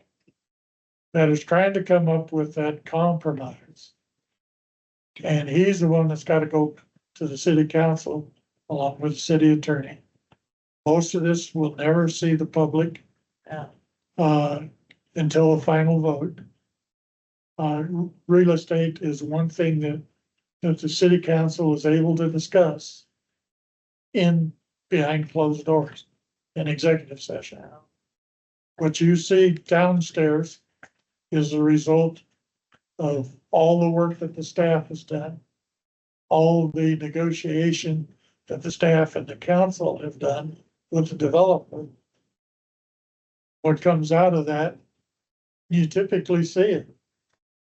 7-0 vote. Because upstairs in the executive conference room, they agreed that this is the best deal for the city. So when they show up downstairs, even though there's a whole bunch of people there, unless there's something new comes out of that discussion that they listen to, then it doesn't, it goes forward 7-0. So who feeds them information so they have good tools? You? And No, I mean, the commission sitting here going through this document, trying to give them the best tools possible, okay, knowing that it could all collapse. It's just, That includes you too, right? yeah, Yeah. absolutely. by the way, we no longer have a quorum, so. We're not voting. But, This was fascinating. I love at it. this point, it's a discussion, and luckily we don't have a whole lot of people online waiting to talk or anything like that, but it's a dynamic document. It needs to remain dynamic so that staff can work with it. Give them enough tools, but at the same time, they need to know what the historic preservation community, how it feels about the core, and what it wants to see in the way of protections for that core. If we don't get involved, if we don't, then quite frankly, it's the Development Review Commission that will make the final recommendations to the city council. And that's why I asked the question earlier in the meeting. Do we make the recommendations to the council or development review? And I'll tell you for sure, if it involves a mid-rise versus high-rise versus low-rise on any one of these sites, that's the Development Review Commission. They'll take this policy document into consideration in making those decisions. But they'll also look at their zoning ordinance and development ordinances and making that same decision or recommendation. Council ultimately will make the decision. And the council does have a wallet, just not as big as it used to be. I mean, the $12.3 million that we voted into being, it's already designated. It's not like there's $6 million plots. It's already designated. It's the next bond election where we'll all vote for the 25 or 30 or $40 million to do the plan for the flour mill. That's when we'll see that.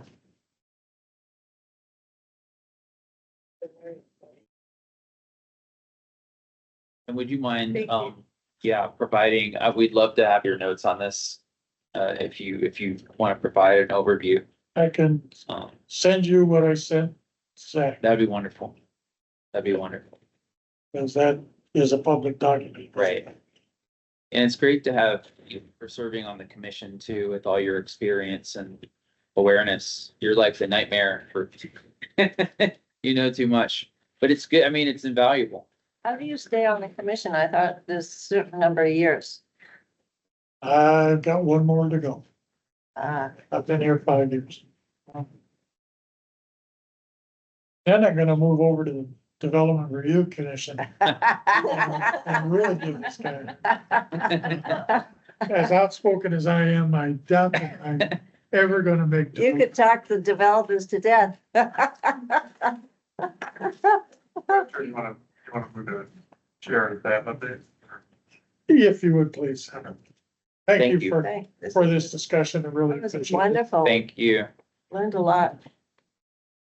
Zach, what do you got for us? Just, yeah, it's very, like a joke story here.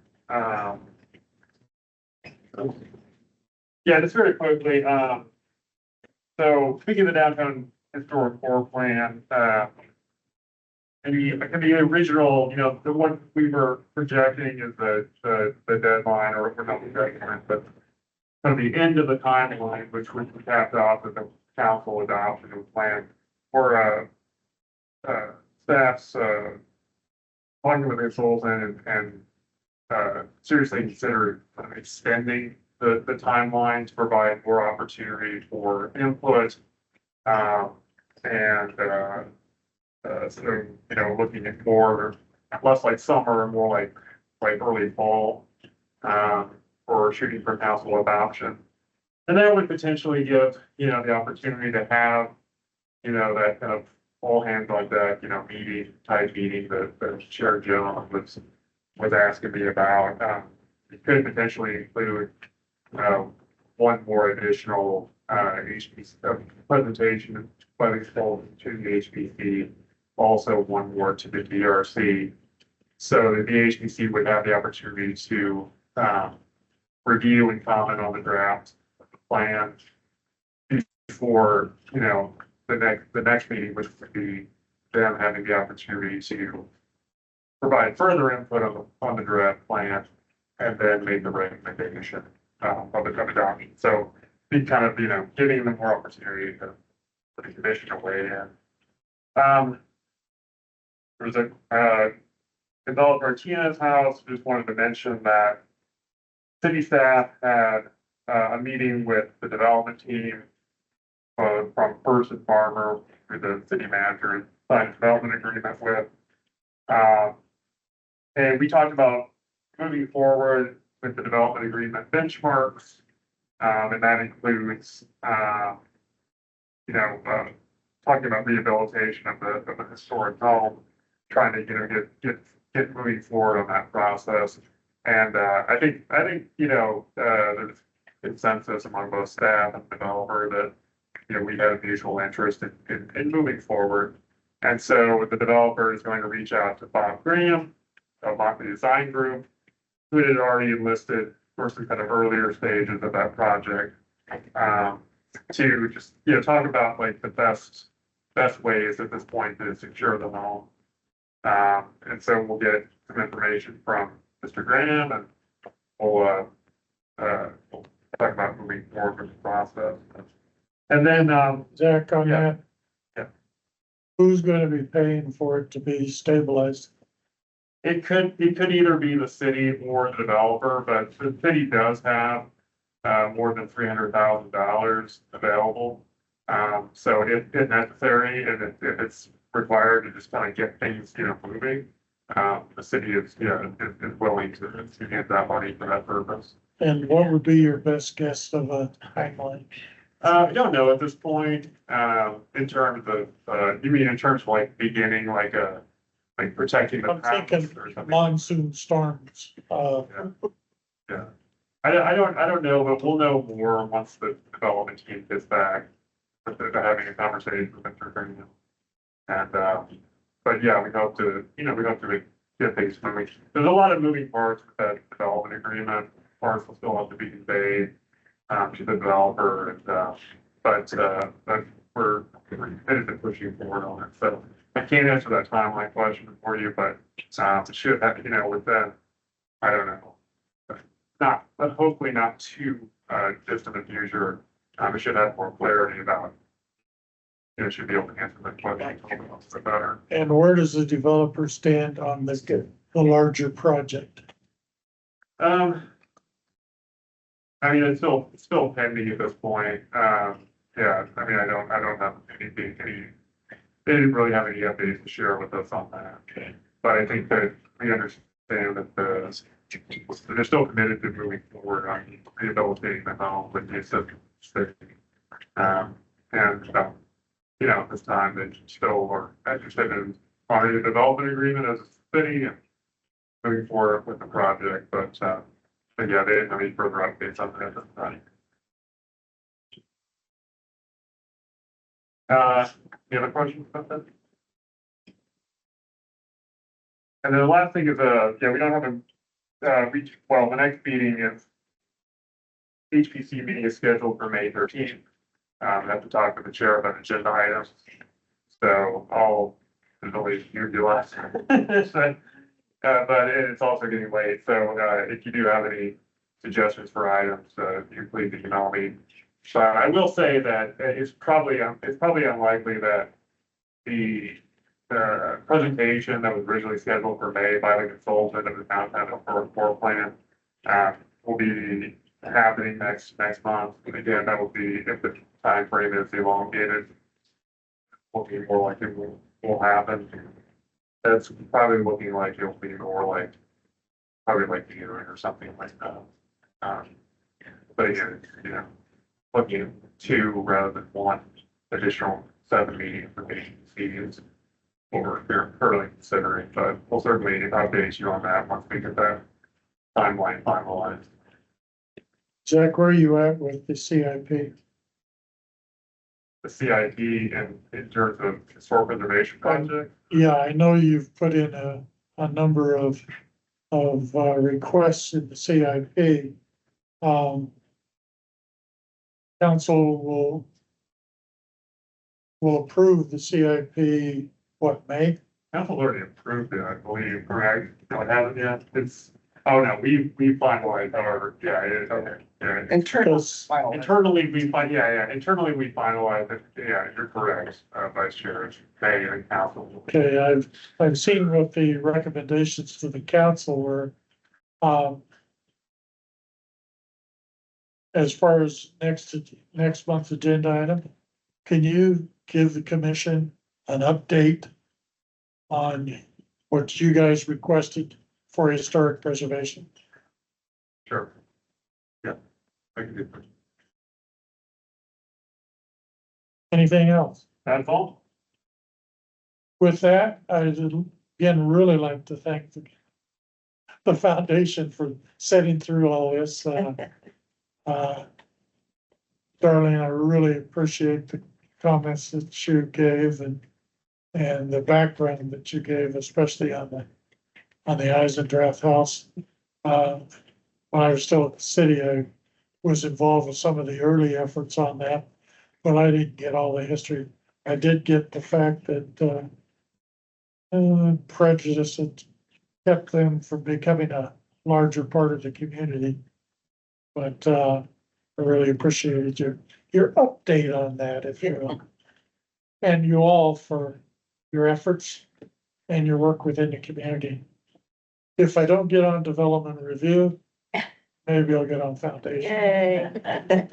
We know where we're at, so, yeah. Thank you guys. With that, this meeting is adjourned. Yay. Thank you. Thank you.